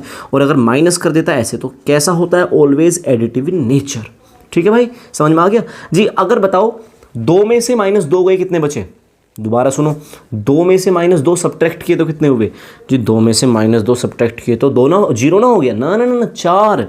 2 में से -2 को सब्ट्रैक्ट किया, माइनस माइनस प्लस तो हुआ 4, और 2 में -2 ऐड करे तो 2 में ऐड कर दिया -2 हुआ 0। तो जो आप बोलते हैं ना 2 - 2 = 0, ये आप घटा नहीं रहे हो बेसिकली, अगर देखा जाए तो ये आप जोड़ रहे हो 2 में -2। ओके ब्रो, तो charge is additive in nature, clear है बात तुमको। ओके, आओ जरा आगे, अगली प्रॉपर्टी बहुत बढ़िया इंपॉर्टेंट प्रॉपर्टी है, क्या, चार्ज इज ऑलवेज, नहीं, चार्ज इज क्वांटाइज्ड, ऑलवेज नहीं कह सकते, मैक्रोस्कोपिक लेवल में भूल जाते हैं, बाद की बात, मैं फिलहाल अपनी बात कर लूँ यहाँ कि चार्ज जो होता है क्वांटाइज्ड होता है, चार्ज इज क्वांटाइज्ड। अब सवाल ये उठता है क्वांटाइज्ड क्या होता है, या इसे हम कह सकते हैं क्वांटाइजेशन ऑफ चार्ज। क्वांटाइजेशन, यहीं से आपके न्यूमेरिकल्स की शुरुआत हो जाती है। क्वांटाइजेशन ऑफ चार्ज की बात करें भाई, समय आ गया है, अपना हाथ मुंह धो लो क्योंकि आई थिंक 40 मिनट हो चुके होंगे। आराम से थोड़ी बहुत स्ट्रेचिंग कर लो। 40 मिनट का 50 मिनट की और क्लास चलने वाली है, अभी 1 से 1.5 घंटा का लेक्चर जाएगा। अगर तबीयत ने साथ दिया तो भाई मुंह धो लो आराम से, 1 मिनट घूम लो, फिर दोबारा यहीं से स्टार्ट करना। ऐसा ना हो निकल जाओ 1 मिनट के चक्कर में, 5 मिनट के रेस्ट के चक्कर में गोली होगी, ना ना ना ना। 5 मिनट रेस्ट लो, थोड़ी स्ट्रेचिंग, पानी पियो, मुँह धो, देन दोबारा आओ, ठीक है। आओ जरा पॉज करके जाना। देखो जी, क्वांटाइजेशन ऑफ चार्ज होता क्या है, जरा मैं आपसे, आपके पास बैठा हूँ, ये सोचो मैं तुमसे कहूँ बेटा पेन देना एक, आपने कहा लो जी पेन लो। पेन आपने जो दिया मुझे तोड़ के ना दिया, पूरा पेन दिया। बस यही मैं तुम्हें समझाना चाहता हूँ। जब आप 2 बॉडी को आपस में रब करते हो तो इलेक्ट्रॉन आधा नहीं जाता। अगर एक बॉडी से दूसरी बॉडी में, अगर एक बॉडी से दूसरी बॉडी में आपने इलेक्ट्रॉन ट्रांसफ़र किया by any method, by any mean, किसी भी तरीके से ट्रांसफ़र किया, तो यार या तो जाएगा 1 इलेक्ट्रॉन ट्रांसफ़र होएगा, या 2 इलेक्ट्रॉन ट्रांसफ़र होंगे, या 3 electron, 4 electron dash dash dash n electron, इस तरह से ट्रांसफर होंगे। ये तो होगा 1 1 चला गया, 2 चले गए, 3 इलेक्ट्रॉन, 4 इलेक्ट्रॉन, 5 इलेक्ट्रॉन, इस तरह जाएंगे। ना कि क्या नहीं होगा, मेरा मूड नहीं है, ले आधा इलेक्ट्रॉन पकड़, 1/2 इलेक्ट्रॉन, ना, ऐसा नहीं हो सकता। ले यार 1.5 इलेक्ट्रॉन, 3/2 इलेक्ट्रॉन ले ले, नहीं नहीं नहीं नहीं, 5/2, नो नो नो नो, 4/2, हाँ, क्योंकि 4/2 इलेक्ट्रॉन कितना होता है, 2 इलेक्ट्रॉन, समझ में आया ना। चल भाई 3.5 इलेक्ट्रॉन, 7/2 इलेक्ट्रॉन ले, ना, ये नहीं हो सकता। मतलब फ्रैक्शन वैल्यू इलेक्ट्रॉन की ट्रांसफर हो ही नहीं सकती, होगा तो इंटीजर्स फॉर्म में होगा, इंटीग्रल कंप्लीट फॉर्म में ट्रांसफर होगा। 1 इलेक्ट्रॉन, 2 इलेक्ट्रॉन, तो किसी बॉडी पर जब भी इलेक्ट्रॉन ट्रांसफर होंगे तो या तो 1 इलेक्ट्रॉन या 2 इलेक्ट्रॉन या 3 इलेक्ट्रॉन, 4 5 6 7 8 9 10 11 12 डैश डैश n, और वहाँ n एक इंटीजर है। आपने कहा समझ गए कि अगर एक बॉडी से दूसरी बॉडी में इलेक्ट्रॉन ट्रांसफर होगा तो कंप्लीट फॉर्म में होगा, पूरा इलेक्ट्रॉन जाएगा, आधा अधूरा नहीं जाएगा, 2.5 ले लो, 5 ले लो, 5.5 ले लो, 15.5 इलेक्ट्रॉन, ना ना ना ना ना ना, ऐसा नहीं होने वाला, जाएगा तो पूरा जाएगा, अन्यथा नहीं जाएगा। Okay, this is called quantization of charge. Okay bro, आपने कहा ओके। आओ जरा एक बात और समझता हूँ मैं। मान लो इससे इलेक्ट्रॉन गया, इसमें आया पॉजिटिव चार्ज, 2 गए तो 2 पॉजिटिव, 3 पॉजिटिव, 3 इसमें आ गए, 3 नेगेटिव चार्ज। अब एक बात देखना, जब भी एक बॉडी से इलेक्ट्रॉन जाएगा तो उसमें पॉजिटिव चार्ज आएगा, और जिस वाली से गया उसमें तो आया पॉजिटिव, और जिसमें गया, जिससे गया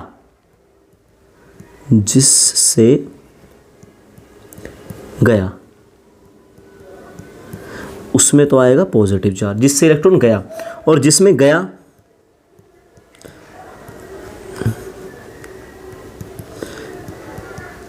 उस पर आएगा नेगेटिव। मतलब बेसिकली जो डोनर होगा, देने वाला होगा, वो पॉजिटिव, और जो एक्सेप्टर होगा वो आपका नेगेटिव। सही बात है। अच्छा, अगर मैं किसी बॉडी को 1 इलेक्ट्रॉन देता हूं तो उस पर कितना चार्ज आता है? आपने बोला 1 इलेक्ट्रॉन दिया तो जितना चार्ज 1 इलेक्ट्रॉन पर होता है उतना ही आएगा। मतलब भाई हर इलेक्ट्रॉन में बराबर चार्ज होता है, जी इलेक्ट्रॉन पे कितना चार्ज होता है? ई बराबर होता है -1.6 × 10⁻⁻19 कूलाम, इतना इलेक्ट्रॉन पे चार्ज होता है। आपने कहा बिल्कुल सही बात है। अगर मैं किसी को 1 इलेक्ट्रॉन देता हूं तो उस पर कितना चार्ज आया? आपने बोला आपने 1 इलेक्ट्रॉन दिया तो उस पर चार्ज आएगा 1e, 1 इलेक्ट्रॉन जितना। किसी को आपने 2 इलेक्ट्रॉन दिया तो आएगा 2e, या फिर 3 दिए 3, 4e, इस तरह से आएगा। अब मेरी बात सुनना, जो देने वाला है उसने 1 इलेक्ट्रॉन दिया तो उस पर 1 इलेक्ट्रॉन जितना पॉजिटिव चार्ज आ गया, और जिस पर गया इलेक्ट्रॉन उस पर 1 इलेक्ट्रॉन जितना नेगेटिव आ गया। तो अगर इधर देने वाले की बात करूं, ये डोनर है, ये आपका एक्सेप्टर है, तो इस पर जो चार्ज आएगा वो आएगा -1e, इस पर आया +1e, इस पर आएगा +-2, एक्सेप्टर है ना, इस पर आएगा +, ये देने वाला है, इस पर आएगा -3। समझ में आई बात तुमको? और ई की वैल्यू आप रख देना, उतना चार्ज आता चला जाएगा। चलो जी, मान लो एग्जांपल देता हूँ। मान लो जी एग्जांपल ये है, क्वांटाइजेशन बहुत अच्छे समझाऊंगा तुमको मैं, जो जरा सी भी ढील मत देना इसमें। आपने किसी बॉडी को 5 इलेक्ट्रॉन दे दिए, नंबर ऑफ इलेक्ट्रॉन कितने दिए हैं? 5 किसी बॉडी को, तो बताओ उस पर कितना चार्ज आया? आपने बोला अगर 1 इलेक्ट्रॉन देता तो Q बराबर 1e, 1 इलेक्ट्रॉन जितना, मतलब कि 1 × 1.6 × 10⁻⁻19, तो इतना कूलाम चार्ज आता। आपने कहा सही बात है। अगर मैं किसी बॉडी को 2 इलेक्ट्रॉन देता तो 2 × इलेक्ट्रॉन की वैल्यू इतना चार्ज आता, तो कितना आया? Q = 3.2 × 10⁻⁻19 कूलाम, इतना चार्ज आता। अब एक चीज़ देखना, मैं तुमको एक चीज़, अरे यार अब मैं तुमको एक चीज़ दिखाऊंगा कि हम कहना क्या चाहते हैं बबुआ। हाँ जी, 1 इलेक्ट्रॉन दिया तो इतना चार्ज आया, 2 इलेक्ट्रॉन दिया तो इतना चार्ज आया, ठीक है भाई। अगर मैं 3 इलेक्ट्रॉन दूँ तो भाई, आपने बोला 3 इलेक्ट्रॉन के लिए 3 × 1.6 × 10⁻⁻19 कर दीजिए, तो Q = आ जाएगा 4.8 × 10⁻⁻19 कूलाम। 3 इलेक्ट्रॉन पे इतना चार्ज आया जी। अगर मैं किसी को 4 इलेक्ट्रॉन दूँ, चलो 5 इलेक्ट्रॉन दे दूँ, तो Q = आ जाएगा 5 इलेक्ट्रॉन, तो 5e, तो Q बराबर आ गया 5 × 1.6 × 10⁻⁻19, तो 16 5 जा 80, तो 8.0 × 10⁻⁻19 कूलाम। आप मेरी बात समझ रहे हो ना? आपने कहा बिल्कुल समझ रहे हैं। देखो मेरी बात सुनना, इलेक्ट्रॉन जो दे रहा है उस पर पॉजिटिव आ जाएगा, जो ले रहा है उस पर उतना ही नेगेटिव।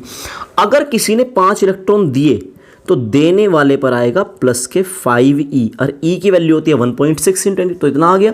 तो कितना चार्ज आया 8.0 इंटू 10⁻⁻19 कूलाम। लेकिन ये चार्ज कैसा आएगा प्लस का।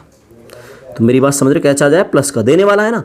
और जिसने एक्सेप्ट किया चार्ज उस पर आएगा माइनस के 8 इंटू 10⁻⁻19 कूलाम। बात समझ में आती है? समझ में आया? ये एक्सेप्टर है ना, ये देने वाला है। ओके, देने वाला पॉजिटिव, लेने वाला नेगेटिव। ठीक है भाई। अब जरा मैं आपसे क्वांटाइजेशन में एक बात पूछता हूँ। कह दूँ, पहले कुछ कह दूँ कि किसी बॉडी पर जो चार्ज होने की संभावना है वो NE ही होगा। आपने बोला NE, बोले तो N की जगह 1 रख लो, 2 रख लो, 3 रख लो, डैश डैश डैश कुछ भी रख लो, लेकिन कंप्लीट रखना, इंटीजर्स फॉर्म में, इंटीग्रल फॉर्म हो, कंप्लीट फॉर्म हो, उसमें रखना। आपने कहा समझ गए। लेकिन एक बात और ध्यान रखना, Q इक्वल टू NE एक रो फॉर्म है। रो बोले तो कच्ची फॉर्म है, पता नहीं चल रहा जा रहा है आ रहा है। देने वाला पॉजिटिव और जिसने लिया उतना ही नेगेटिव। तो Q equal two plus minus NE ऐसे हुआ है। तो मेरी बात समझ गए ना? या तो एक भेज लो, 2 भेज लो, जो भेजेगा वो पॉजिटिव, जो लेगा वो नेगेटिव। समझ में आया क्वांटाइजेशन ऑफ चार्ज? सॉरी, कोई दिक्कत वाली बात तो नहीं भाई साहब? आपने कहा कोई दिक्कत वाली बात नहीं। अब जरा मुझे एक बात बताओ, अगर मैं किसी बॉडी को 100 इलेक्ट्रॉन दूं तो N बराबर कितना हो जाएगा 100। तो कितना चार्ज आएगा? आपने बोला Q बराबर होता है NE, तो Q इक्वल टू N की जगह क्या रख दूं? आपने बोला N की जगह रख दो 100 और E की जगह हो जाएगा 1.6 इंटू 10⁻⁻19 कूलाम। तो Q इक्वल टू हो जाएगा 1.6, ये 10⁻2 ही तो है और ये -19, तो इंटू 10⁻⁻19 और ये 10⁻2 है तो प्लस के, तो ये हो गया ये। तो Q बराबर आ गया 1.6 इंटू 10⁻⁻17 कूलाम। समझ में आती है बात? आपने कहा समझ में आती है, कोई दिक्कत वाली। अगर आप किसी बॉडी को, मेरी बात को समझना बहुत अच्छे से, अगर आप किसी बॉडी को 10⁻6 इलेक्ट्रॉन देते हो, पहले केस में 100 दिए मैंने, 10⁻6 नंबर ऑफ इलेक्ट्रॉन आपने ट्रांसफर कर दिए, तो बताओ उस बॉडी पर कितना चार्ज है और तुम पे कितना चार्ज है। जी मैंने दिए हैं तो मुझ पर आएगा पॉजिटिव, उसको मिले हैं उस पर आएगा नेगेटिव। तो मैं अपनी बात कर रहा हूँ, तो Q इक्वल टू हो जाएगा NE, तो Q इक्वल टू हो जाएगा N कितना 10⁻6 इंटू 1.6 इंटू 10⁻⁻19 कूलाम। तो Q इक्वल टू हो जाएगा 1.6 इंटू 10 भाई साहब 6 और -19 तो माइनस के 13 कूलाम। इतना चार्ज आया। पक्की बात है? आपने कहा समझ में आ गया जी। अगर मैं किसी बॉडी को, अच्छे सुनना, 1 ट्रिलियन इलेक्ट्रॉन देता हूं, 1 ट्रिलियन, भाई सुनो मैं तुम्हें समझाऊं एक बात, किलो में होता है 10⁻3, 1 के view 1000 view, 1 million view, 1 million 10⁻6, billion 3 zero बढ़ा दो 10⁻9, ट्रिलियन 10⁻12। मैंने कितना दिया? 1 ट्रिलियन इलेक्ट्रॉन दिए। 1 ट्रिलियन इलेक्ट्रॉन बहुत सारे होते हैं। आपने कहा ठीक है।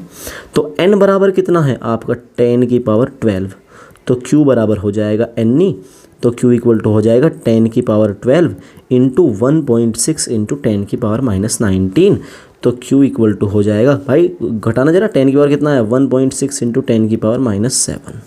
तो मेरी बात समझ रहे? आपने कहा समझ में आई बात कुछ? तो इतना कूलाम है ये। और अगर मैं इसे गौर से देखूं, अब ये 1 कूलाम के नज़दीक भी नहीं है, ये 1 ट्रिलियन इलेक्ट्रॉन ट्रांसफ़र किया मैंने। मैं तुम्हें 1 कूलाम की वैल्यू भी समझा रहा हूँ साथ में। आपने कहा अच्छा जी, 1 ट्रिलियन इलेक्ट्रॉन दिए, 1 ट्रिलियन 10 की पावर 12। 1 ट्रिलियन तुम्हारे पास हो तो तुम पड़ोसी को पड़ोसी ना मानने, कीड़ा मकोड़ा मानने लगे। क्या है भाई तू? तो मेरी बात समझो। तो Q equal to 1.6 in 10⁻⁻7 coulomb. मतलब अगर मैं अपनी निगाह से देखो इसको, 0.16 इंटू 10⁻⁻6 कूलाम। ये बात समझ में आई ना? यहाँ से मैंने क्या कर दिया, डेसिमल इधर लेके तो पावर बढ़ा दी ना, -7 से -6 हो गई। और इसे बोलते हैं माइक्रो। क्या बोलते हैं? माइक्रो। और माइक्रो का सिंबल होता है म्यू। तो 0.16 माइक्रो कूलाम चार्ज। कुछ है औकात इस चार्ज की? 0.16 माइक्रो कूलाम। मेरी जान निकल गई। 10 की पावर 12 इलेक्ट्रॉन ट्रांसफर किए मैंने, 1 ट्रिलियन दिए भाई तुझे। 1 ट्रिलियन इलेक्ट्रॉन दे के भी तू माइक्रो कूलाम चार्ज दे रहा मुझे, वो भी 0.16। इसका मतलब 1 कूलाम तक पहुंचने के लिए मुझे बहुत चार्ज देना पड़ेगा, बहुत इलेक्ट्रॉन्स देने पड़ेंगे। इस बार मैंने थोड़ा और जोर लगाया और मैंने इलेक्ट्रॉन जो ट्रांसफ़र किए, यहाँ पे आता हूँ, मैंने इस बार इलेक्ट्रॉन ट्रांसफ़र कर दिए n इक्वल टू 10⁻15। ओके, तो Q इक्वल टू हो जाएगा NE, तो n हो गया 15 इंटू 1.6 इंटू 10⁻⁻19, तो 10⁻4 हो जाएगा। तो 1.6 इंटू 10⁻4। अभी भी देखो 10⁻4 कूलाम। मैंने कहा एक काम कर भाई तू, 5वां केस, n बराबर तू मुझसे 10⁻18 18 इलेक्ट्रॉन ले लिया भाई, 10 की पावर 18 इलेक्ट्रॉन दे रहा हूँ। 1 मिलियन ट्रिलियन, 1 मिलियन में होती है 10 की पावर 6, ट्रिलियन में होती है 10 की पावर 12, इतने इलेक्ट्रॉन ट्रांसफ़र किए तो Q बराबर हो जाएगा एन का मतलब 10 की पावर 18, तो 1.6 इंटू 10 की पावर -19 इंटू 18 10 की पावर -1 बचा। मेरी बात समझ में आया ना भाई, -19 था 10 की पावर हो गया 18, सही है ना, इतने इलेक्ट्रॉन Ne, तो Q इक्वल टू आ गया 1.6 इंटू 10 की पावर -1। और अगर अब मैं देखूँ तो 0.16 कूलम भाई, 10 की पावर 18 इलेक्ट्रॉन दिए मैंने, 10 की पावर 18, 10 की पावर 18, एक के बाद 18 जीरो लगा दो, इतने इलेक्ट्रॉन दिए हैं, इतने, जब भी 1 कूलम नहीं हुआ। चार्ज की यूनिट क्या है, आपने बोला कूलम। अब मुझे ईमानदारी से एक बात बता दो, कूलम तुम्हें लग रहा कोई बहुत छोटी सी यूनिट है, आपने बोला छोटी बहुत बड़ी यूनिट है ये, तो कूलम कोई प्रैक्टिकल यूनिट नहीं है, थियोरेटिकल यूनिट है।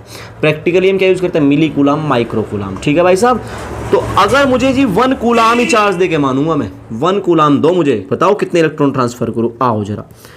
1 कूलम के लिए मैंने कितना चार्ज दिया बॉडी को, मैंने 1 कूलम चार्ज दे दिया, तो Q बराबर कितना मेरे पास 1 कूलम दिया है। क्या फाइंड करना, नंबर ऑफ इलेक्ट्रॉन बताओ कितने दूं, क्यों, मैंने 10 की पावर 18 1 मिलियन ट्रिलियन इलेक्ट्रॉन दिए थे, तब भी 1 कूलम नहीं बैठा, 0.16 कूलम बैठा। मात्र 1 कूलम का 16% चार्ज दे पाया हूं मैं, कब, 1 मिलियन ट्रिलियन इलेक्ट्रॉन दे के भी। मुझे ये बताओ कितने इलेक्ट्रॉन ट्रांसफर करने जो तुम्हारा पेट भर जाए, 1 कूलम हो जाए तुम पे। मैंने कहा देखते हैं, एन फाइंड करना है। Q बराबर क्या होता है, आपने बोला जी Q बराबर होता है एन, तो N बराबर हो गया Q अपॉन E, तो N इक्वल टू हो गया 1 अपॉन E की वैल्यू कितनी होती है 1.6 इंटू 10 की पावर -19, तो N इक्वल टू हो जाएगा 10 की पावर 19 ऊपर पहुंच जाएगा, जो माइनस का था ये हो जाएगा 1.6। इसे अपनी निगाह से देखो तो 100 इंटू 10 की पावर 100 नहीं यार 10 इंटू 10 की पावर 18 लिख लो। अभी तो बात एक ही है ऊपर, मैं कैलकुलेशन कर रहा हूँ, कुछ नहीं कर रहा मैं। ये हो गया 1.6, इससे हटा एक जीरो आ जाएगी, तो ये हो जाएगा 100। समझ में आया ना, पॉइंट हटा के ऊपर जीरो आ गई। तो आपने कहा ठीक है, अब 16 से इसे काटूंगा, ये होएगा 6.25, ठीक है, काट के देख लेना। तो n बराबर कितना आया 6.25 इंटू 10 की पावर 18। जी अगर तुम इतने इलेक्ट्रॉन ट्रांसफर किसी बॉडी को कर दो तो 1 कूलम चार्ज आएगा, कितना 6.25 इंटू 10 की पावर 18। जी गलत जवाब, क्यों, आपने तो कहा था या तो 1 इलेक्ट्रॉन ट्रांसफर होगा, या 2 होगा, या 3 होगा, डैश डैश डैश n होगा, और आप ही अपनी बात से मुकर गए। कैसे मुकर गया जी, आपने 6.25 कर दिया। अरे भैया उस 6.25 के बाद देख कितनी जीरो हैं, आपने कहा 10 की पावर 18 ही तो है, तो n बराबर पता है क्या लिख रहा, ये n बराबर है 6.25 इंटू 10 की पावर 18। मत देखो इसे, इसकी 2 पावर है ना, ऐसे कर लो 10 की पावर 16 इंटू 10 की पावर 2 मतलब 100, और जब इस 100 की से मल्टीप्लाई करोगे तो कितना आएगा, n बराबर 625 गुना 10 की पावर 16। समझ में आई बात तुमको, आपने कहा समझ में आ गई। तो 1 कूलम अगर आपको किसी बॉडी को चार्ज देना है तो कितने इलेक्ट्रॉन देने पड़ेंगे, 6.25 इंटू 10 की पावर 18, याद रखना। अब आप मुझे बताओ 1 कूलम छोटी यूनिट है, आपने कहा छोटी, अरे भैया 6.25 इंटू 10 की पावर 18 इलेक्ट्रॉन क्लियर, ये 1 कूलम तब आ रहा है, तो वेरी लार्ज यूनिट है। प्रैक्टिकल यूनिट तो है नहीं, थियोरेटिकल यूनिट है ये, प्रैक्टिकल तो यूज़ भी नहीं कर पा रहे हम इसको। समझ में आ गई बात तुमको, आपने कहा बिल्कुल समझ में आ गई भाई। कहने को क्वांटाइजेशन ऑफ चार्ज है, पर मैंने तुमको बहुत कुछ बता रहा हूँ मैं तुम्हें इस क्वांटाइजेशन ऑफ चार्ज में। आपने कहा ठीक है भैया। अब जरा एक बात तुमसे पूछता हूँ मैं, पूछूं, क्या किसी बॉडी को 1.1 इंटू 10 की पावर -19 कूलम चार्ज दिया जा सकता है? मेरी बात सुनना, क्या किसी बॉडी को 1.1 इंटू 10 की पावर -19 चार्ज दिया सकता है? आपने बोला, मेरी बात सुनो भैया, अगर मैं किसी बॉडी को चार्ज देना चाहूंगा ना, मैं 1 इलेक्ट्रॉन दूंगा, 2 दूंगा, 3 दूंगा, 100 दूंगा, लाख दूंगा, लेकिन कभी फ्रैक्शन में नहीं दूंगा। तो यूं बताओ 1.1 के लिए कितने n दिए हैं, बस वो फाइंड कर लो। अगर n आपका कंप्लीट आ गया, इंटीजर्स में आ गया, तो समझ लेना जी आप दे सकते हो, अन्यथा नहीं। तो n करना ना, तो 1.1 इंटू 10 की पावर -19 तो हो गया, Q बराबर n नहीं होता है ना भाई, Q की जगह मैंने रख दिया, n मुझे फाइंड करना, E की वैल्यू होती है 1.6 इंटू -19, इससे ये गया, तो n बराबर कितना आया, 1.6 आगे डिवाइड में 1.11। क्या आप किसी बॉडी को 11/16 चार्ज दे सकते हो? नो भैया, इतने इलेक्ट्रॉन दे ही नहीं सकता मैं। तो आप अपनी बॉडी को, किसी बॉडी को मनचाहा चार्ज नहीं दे सकते। चलो दूसरा सवाल पूछता हूँ, समझ में आ गई बात तुमको? दूसरा सवाल, क्या मैं किसी बॉडी को Q equal to 2.5 into 10⁻⁻19 coulomb charge दे सकता हूँ? ना। एक इलेक्ट्रॉन दिया तो आएगा 1.6 इंटू 10⁻⁻19, एक इलेक्ट्रॉन जितना। अगर 2 दे दिए तो 3.2। आपने कहा कैसे? अरे Q बराबर n ना होता, आपने कहा होता है। तो फिर अब n फाइंड करो, Q तुम्हारे पास है तो 2.5 इंटू 10⁻⁻19 n रख दिया, Q की जगह रख दिया, n हो गया आपका। n फाइंड करना, ये 1.6 इंटू 10⁻⁻19, तो n बराबर आ गया 25/16। पॉइंट से पॉइंट भी काट दिया। क्या 25/16 दे सकते हो? नो, नहीं दे सकते। अरे भैया चार्ज या तो दोगे एक इलेक्ट्रॉन का मतलब 1 इंटू 1.6 इंटू 10⁻⁻19, या उसके बाद दोगे 2, 16 दूनी हो गए 32, 3 समझ में आ रही ना बात तुमको? कूलाम। या दोगे 3 इलेक्ट्रॉन, 3 का मतलब हो गया 16 3 48, 16 3 जा, समझ रहे हो ना? तो 4.8 इंटू 10⁻⁻19 कूलाम, ठीक है। या दोगे 4 इलेक्ट्रॉन, 4 का मतलब 4 इंटू 1.6, 4 इंटू 1.6 है ना, इंटू 10⁻⁻19, ये हो गया कितना? 6.4 इंटू 10⁻⁻19 कूलाम। या दोगे 5 इलेक्ट्रॉन, 16 पंजे 80, 8.0 इंटू 10⁻⁻19 कूलाम। अब मैं तुमसे इसी में पूछता हूँ, क्या आप किसी बॉडी को 4.2, देख लो, क्या आप किसी बॉडी को 4.2 इंटू 10⁻⁻19 कूलाम दे सकते हो? आपने कहा नो। क्यों? 16 के टेबल में ही नहीं आता। जो 1.6 मतलब 16 के टेबल में आ गया वो दे सकते हो। पक्की बात? आओ जरा, क्या किसी बॉडी को आप Q equal to 14.4 into 10⁻⁻18 coulomb charge दे सकते हो? जी मुझे इतना पता, 14.4 तो 16 के टेबल में आता है। कितना? 16 9 जा, है ना? तो Q बराबर होता है n। Q तो आपको गिवन है, n फाइंड करना। भाई n इसलिए फाइंड करना है कि अगर आपका n आ गया इंटीजर समझते हो ना, 1 2 3 4 5 कंप्लीट, तो बात बन जाएगी, अन्यथा नहीं बनेगी। E की मैंने वैल्यू रख दी। अब देखो पॉइंट से पॉइंट हटा दिया, ये आ गया 16 9 जा, तो 9 इंटू 10⁻⁻18 तो है, इधर आया ये प्लस के 19 बराबर n, तो n बराबर आ गया 9 इंटू 10⁻1, तो n बराबर आ गया 90। हाँ जी दे सकता हूँ, कोई इशू नहीं है। पक्की बात? क्लियर है ना? ये है प्रॉपर क्वांटाइजेशन ऑफ चार्ज जो तुमको पढ़ा रहा हूँ मैं, सिखा रहा हूँ कितना चार्ज दे सकते हो कितना नहीं। एक सवाल पूछूँ? पूछो जी। क्या आप किसी बॉडी को 14.4 इंटू 10⁻20 कूलाम चार्ज दे सकते हो? चलो जी, मुझे कौन बताएगा? भाई टाइम बता देना मुझे, किस टाइम पे है? लगभग 22:40 60। हाँ 1 घंटा कुछ मिनट की वीडियो हो चुकी है। बताओ मुझे, ये येस या नो में आंसर देना, मैं टाइम देख के देख लूँगा आंसर इसका। जल्दी बताओ मुझे, क्या किसी बॉडी को ये चार्ज देना पॉसिबल है? नहीं। अगर तुम इसका जवाब दे पा रहे हो तो समझ लो तुम्हें क्वांटाइजेशन ऑफ चार्ज आ रहा है, अन्यथा नहीं आ रहा है। 20-22 मिनट क्वांटाइजेशन पढ़ा रहा हूँ, 20 मिनट हो गया मुझे, ठीक है ना? ये बहुत आगे तक तुम्हारा बेस बना रहा हूँ, फाउंडेशन बना रहा हूँ यहाँ में, ठीक है ना? बताओ मुझे जल्दी। टिक टिक 1, टिक टिक 2, टिक टिक 5 तक करूँगा, टिक टिक 3, टिक टिक 4, टिक टिक 5, बीच में पॉज कर लेना। हाँ आपने कहा भैया मेरी बात सुनो, नहीं दे सकते। ये दे सकते हैं, देख ले। ये 10⁻⁻20 जो है ना, ये मुझे एक आँख नहीं भा रहा, क्योंकि अगर मैं एक इलेक्ट्रॉन भी ट्रांसफ़र करूँगा तो 1.6 इंटू 10⁻⁻19 ही करूँगा, इससे कम तो हो नहीं सकता। अरे उससे भी कम है, तो यही नॉट पॉसिबल। लेकिन चलो Q फाइंड कर, n फाइंड कर लेते हैं। Q बराबर होता है n। कितना चार्ज दिया? 14.4 इंटू 10⁻⁻20। n फाइंड करूँ? n, हाँ जी। और E हो गया 1. E की वैल्यू चार्ज ऑन इलेक्ट्रॉन। भाई इससे तो ये कट जाएगा, मज़ा आ गया। 9 को देख के आपने कहा ठोको ताली, तो n बराबर हो गया 9 इंटू ये जो अब जो 10⁻⁻20 है ना ये, ओके, और ये माइनस के 19 इधर के प्लस के 19 हो जाएगा। अब n बराबर आएगा 9 इंटू 10⁻⁻1 और n बराबर आ गया 0.9। क्या आप 0.9 इलेक्ट्रॉन ट्रांसफ़र कर सकते हो जी? नेवर। कैसे कर देंगे? या तो 1 होएगा, 2 होंगे, 3 होंगे।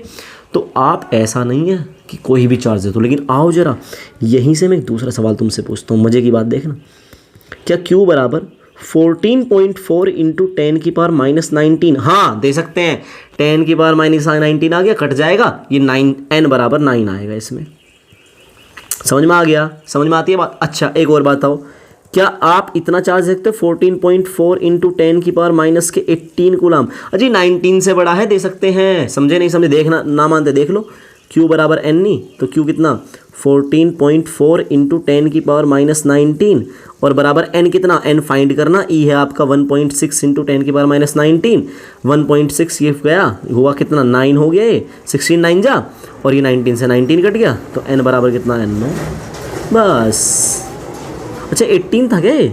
अच्छा 18 था, सॉरी ठीक है ना, 18 था ना यार Q की जगह, तो कोई बात नहीं, लो ना, क्या दिक्कत है। तो 9 इंटू 10 की पावर माइनस 18 और ये प्लस क्या आ गया 19 इधर उठ के, n बराबर आ गया 90। सेम ना था क्या? समझे नहीं समझे? अब आई थिंक तुम समझ गए कि किस बॉडी को कैसे चार्ज दे सकता है। एक सवाल पूछूं, क्या किसी बॉडी को 6 इंटू 10 की पावर माइनस 19 कूलाम चार्ज दे सकते हैं? क्या पूछा मैंने? क्या किसी बॉडी को, दोबारा सुन लो, क्या किसी बॉडी को 6 इंटू 10 की पावर माइनस 19 कूलाम चार्ज दे सकते हैं? आपने बोला 10 की पावर माइनस 19 तक तो ठीक है, पर जो 6 है ना, ये 1.6 से कटता ही नहीं है। 16 × 48, 16 चौका 64। अगर ये होता 4.8 इंटू 10 की पावर माइनस 19 कूलाम, आप सोल्व करके देखो इसे, तुम्हें समझ में आ जाएगा मैं कहाँ पे बोल रहा हूँ। ये देखो 16 टेबल में आता है, 16 3 48 और ये तो 1.10 की पावर 19 तो कट ही जाएगा। ये चार्ज पॉसिबल नहीं, ये है। क्या मैं किसी बॉडी को 6.4 इंटू 10 की पावर माइनस 17 कूलाम दे सकता हूँ? Of course bro. अरे 16 टेबल में आ रहा है 1.64 जा 6.4 और ये 10 की पावर माइनस 17 जो है वो 10 की पावर 19 से बड़ा ही तो है, तो हो जाएगा। कितने इलेक्ट्रॉन्स आएंगे? आपने बोला 16 चौका 64 और ये हो गए 400 इलेक्ट्रॉन देने पड़ेंगे भाई साहब, n बराबर 400 आ गया। देखना फाइंड करें, 400 आएगा, 400 आएगा, ठीक है ओके। तो भाई क्वांटाइजेशन ऑफ चार्ज मैं आपको समझा चुका। बताओ 1 कूलाम चार्ज छोटी यूनिट, मतलब 1 कूलाम तुम्हारी निगाह में कोई छोटू मोटू चार्ज है, बड़ा चार्ज है? आपने कहा बड़ा, बहुत बड़ा चार्ज है। समझे नहीं समझे? कितने इलेक्ट्रॉन ट्रांसफ़र करने पड़ते हैं? आपने कहा भैया इसके लिए आपको जो इलेक्ट्रॉन ट्रांसफ़र करने पड़ेंगे वो करने पड़ेंगे 6.25 इंटू 10 की पावर 18 नंबर ऑफ इलेक्ट्रॉन आप ट्रांसफ़र करोगे, तब जाके किसी बॉडी पे 1 कूलाम चार्ज आएगा। समझ में आई बात? भाई क्वांटाइजेशन है, मैं तुम्हें बहुत बता चुका। इसके बाद मैं आपको न्यूमेरिकल्स जो कराऊंगा ना, मैं इसके क्वांटाइजेशन ऑफ चार्ज के, वो नेक्स्ट लेक्चर में कराऊंगा, ठीक है। 10-12 न्यूमेरिकल मजबूत से अच्छे जो आपके एग्जाम वगैरह में, बोर्ड में, जेईई वगैरह में जहाँ भी पूछे गए वो बताऊँगा, ठीक है। अब हमारा लास्ट टॉपिक बचा है, इसमें लास्ट प्रॉपर्टी बची है कंजर्वेशन ऑफ चार्ज। क्या बची है? Conservation of charge. आओ जरा कंजर्वेशन को देख लेते हैं। कंजर्वेशन वैसे तो मैं ऑलरेडी पढ़ा चुका, लेकिन फिर भी तुम्हें पता नहीं चला, चुप चुप पढ़ा दिया मैंने। आओ कंजर्वेशन ऑफ चार्ज, ये नेक्स्ट प्रॉपर्टी है, चार्ज इज ऑलवेज कंजर्व्ड। भाई मुझे बता दो तुम्हें मज़ा आ रहा है या फिर मैं ऐसे ही गाए जा रहा हूँ बस बातों को। और हाँ भाई कमेंट किया करो, हर बच्चा कमेंट करोगे ना तो मुझे अंदर से मिलता है मोटिवेशन। ऐसी बात नहीं है तुम्हें मोटिवेशन, इस धरती पे हर आदमी को मोटिवेशन की ज़रूरत है, कहीं ना कहीं से ले रहा है वो। कभी गरीबों को देख के मोटिवेट होता है कि ऐसी ज़िंदगी नहीं जीनी, कभी अमीर को देख के होता है कि ऐसी ज़िंदगी जीनी। समझ रहे हो ना? हर आदमी कहीं ना कहीं से उठा रहा है मोटिवेशन, हर कहीं ना कहीं से कुछ ना कुछ लेके आ रहा है। तो मुझे तुम कुछ दो ऐसा जो मैं तुम्हारे लिए रोज़ लेक्चर लेके आ सकूँ, ठीक है ना। मुझे लगना तो चाहिए कि हाँ मेरी ज़रूरत है, ठीक है ब्रो। आओ कंजर्वेशन ऑफ चार्ज। भाई चार्ज हमेशा कंजर्व है, मास की तरह। मैं तुम्हें थोड़ा सा कंजर्वेशन का मतलब बता दूं कि कंजर्वेशन का मतलब होता क्या है। भाई देखो कंजर्वेशन बेसिकली होता है कि मान लो आपने अपने पापा से 100 रुपये लिए, मेरी बात समझना, कितने रुपये लिए? 100 रुपया। 100 रुपये में से आपने 40 रुपये खर्च कर दिए, ठीक है भाई साहब, ये हो गए आप पे खर्च, ये थे आपके टोटल। अब मेरी बात सुनना, जो आपने खर्च किए ना 40, अब आपके पास अमाउंट बचा 60, ये खर्च हुए। और जहां आप देकर आए हो दूसरे को, उस पर कितने हो गए? 40। तो ओवरऑल तो अब भी कितना रहा? आपने बोला 100। 100 रुपये तुम्हारे पास थे, तुमने किसी को 40 रुपये ले जाके दे दिए, तो अब तुम्हारे पास 60 ना हो गए और उसके पास कितने हो गए? 40। तो ओवरऑल तो कितना है? 100। उस 40 वाले ने 20 किसी और को दे दिए, 20 उस पर रह गए और तुम्हारे पास थे 60। अब भी तो तीनों का कितना हुआ? 100। अब इस 20 वाले ने 10 कहीं और दे दिए, इसके पास 10 बचे, ये तो 20 थे इसके पास, ये मेरे पास 60 थे। 70 60 और 20 हो गया 80, 80 10 90, 90 10 हो गया 100। समझ में आई बात तुमको? अच्छा, अब तुमने 60 रुपीज़ अपने पापा को वापसी ला के दे दिए, तुम्हारे पास हो गए 0, पापा के पास हो गए 60, उसके पास 20 थे, ये 10 थे और ये 10 थे। तो देखा जाए 60 20 10, ये अब भी कितने हैं? Overall 100। This is called conservation of पैसा। ओके मुझे सिखाना कंजर्वेशन ऑफ चार्ज। पहले आप कंजर्वेशन ऑफ मास और समझो। आपने कहा मास कंजर्व रहता है, ना कभी क्रिएट होता ना डिस्ट्रॉय होता। मैंने कहा अच्छा ठीक है भाई साहब, करूं? मुझे अपने घर पे है ना भराव करना। भराव समझते हो ना, कि घेरे में है घर, प्लॉट लिया है नया, भराव करना है, ज़मीन ऊपर उठनी है रोड से कम 5 फीट 4 फीट। रोड कल को बनने लगे 3 फीट रोड उठ जाए सॉरी।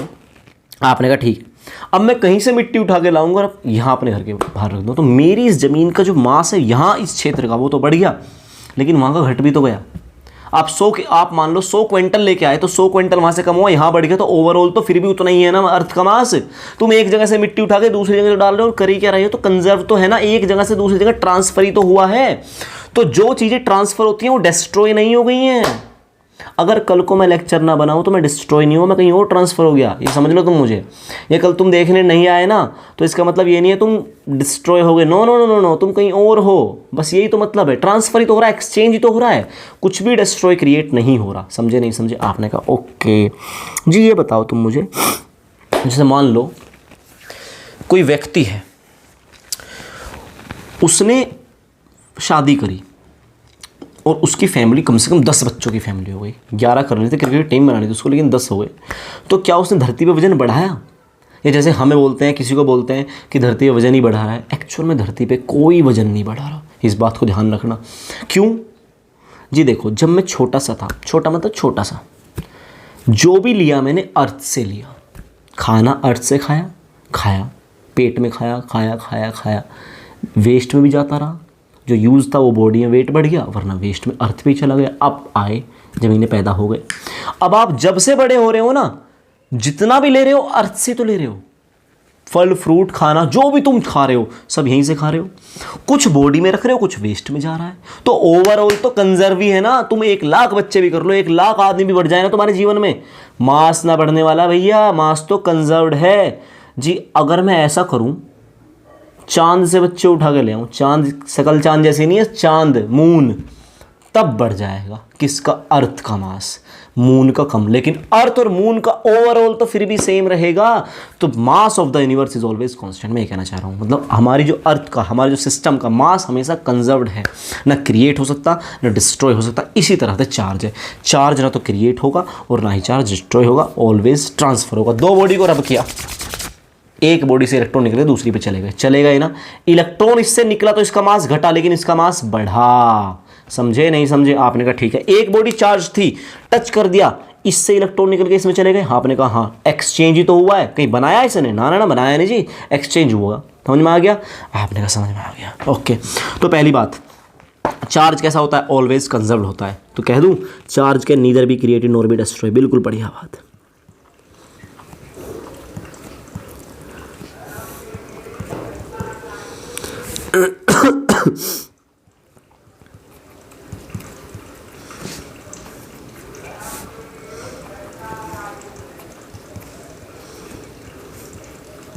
ना तो चार्ज क्रिएट हो सकता ना डिस्ट्रॉय हो सकता। ओनली हाँ, क्या हो सकता है?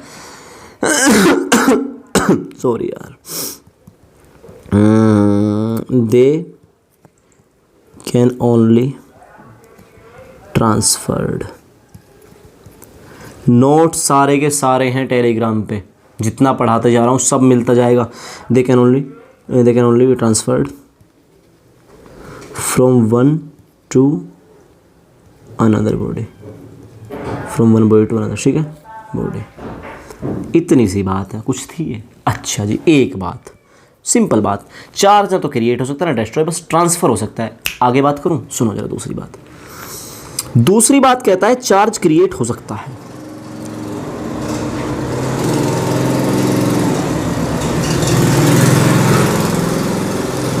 चार्ज क्रिएट हो सकता है, चार्ज कैन बी क्रिएट। और मजे की बात सुनो, कैन बी डिस्ट्रॉय। क्रिएट भी हो सकता है, डिस्ट्रॉय भी हो सकता है। कह रहा करके दिखाओ, देखो जरा। +5 -5 ओवरऑल 0, +5 -5 ओवरऑल अब भी कितना 0। ट्रांसफर हुए थे इलेक्ट्रॉन, इससे इलेक्ट्रॉन निकले 5 इस पे चले गए, इससे माइनस के 5 चार्ज आ गए, इससे प्लस के 5 चार्ज आए, इस पर -5 इस पर +5, ओवरऑल अब भी कितना है 0। क्रिएट किया था, हाँ किया था, लेकिन कंडीशन पता क्या थी, पेयर में हुआ। मैंने कहा ले इस पर प्लस के 5 चार्ज लाओ, आपने रब करना, ना ना ना रब नहीं करना, अकेली बॉडी, अकेली का नहीं हो सकता। तो charge can be created can be destroy, लेकिन किस में, always in pair, always in pair, हमेशा पेयर्स में होगा।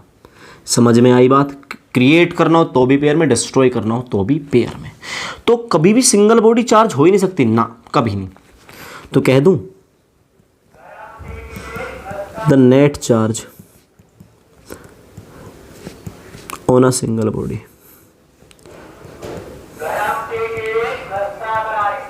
The net charge on a single body, single कह लो आइसोलेटेड कह लो, is always constant,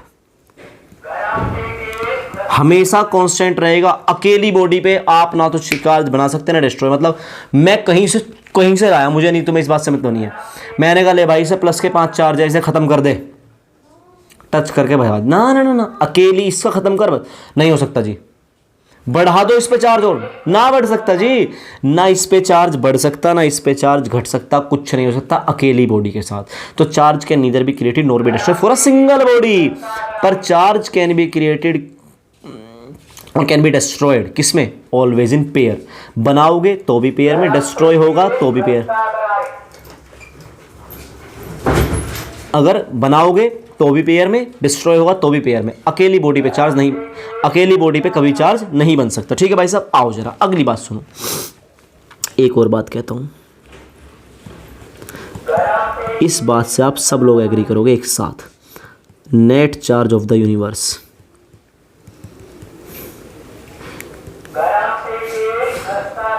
is always constant. जो भी है वही रहेगा, यूनिवर्स का चार्ज जो है वही रहेगा, ना क्रिएट होगा ना डिस्ट्रॉय होगा। समझ में आई बात? आपने कहा समझ में आ गई, कोई दिक्कत वाली बात तो ना। कहीं से उठाओगे कहीं रख लोगे, ओवरऑल तो वही रहेगा ना। कहीं से आप रब करके आ गए, प्लस के 100 ले आए तो वहाँ -100 छोड़ के भी तो आए हो तुम, मानते नहीं मानते? अगर आप -100 लेके आए तो वहाँ +100 छोड़ के आए हो, तभी इसमें माइनस आया है। अगर तुम 100 इलेक्ट्रॉन लेके आए हो तो उससे लेके आए बेचारे पे, उस पर प्लस के 100 हो गया और तुम पे -100 हो गया। समझ में आ गया? आपने कहा समझ में आ गया। तो ये था 4 बातें कंजर्वेशन ऑफ चार्ज के बारे में। ठीक है, एक आखिरी प्रॉपर्टी है, छोटी सी प्रॉपर्टी है। ये कंजर्वेशन ऑफ चार्ज कौन सी प्रॉपर्टी थी? ये था आपका, एक सेकंड रुकिए जरा, चार्जेस क्वांटाइड 5th प्रॉपर्टी थी, कंजर्वेशन आपकी 6ठी प्रॉपर्टी है, 6th प्रॉपर्टी है, और आपकी 7वीं प्रॉपर्टी है charge does not depend upon speed, 7वीं।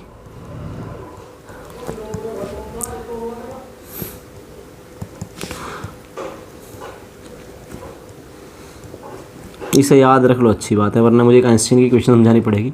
भाई यूँ बताओ, मास 2 तरह के होते हैं, 2 तरह के नहीं होते एक्चुअल में, 2 कंडीशन में होते हैं।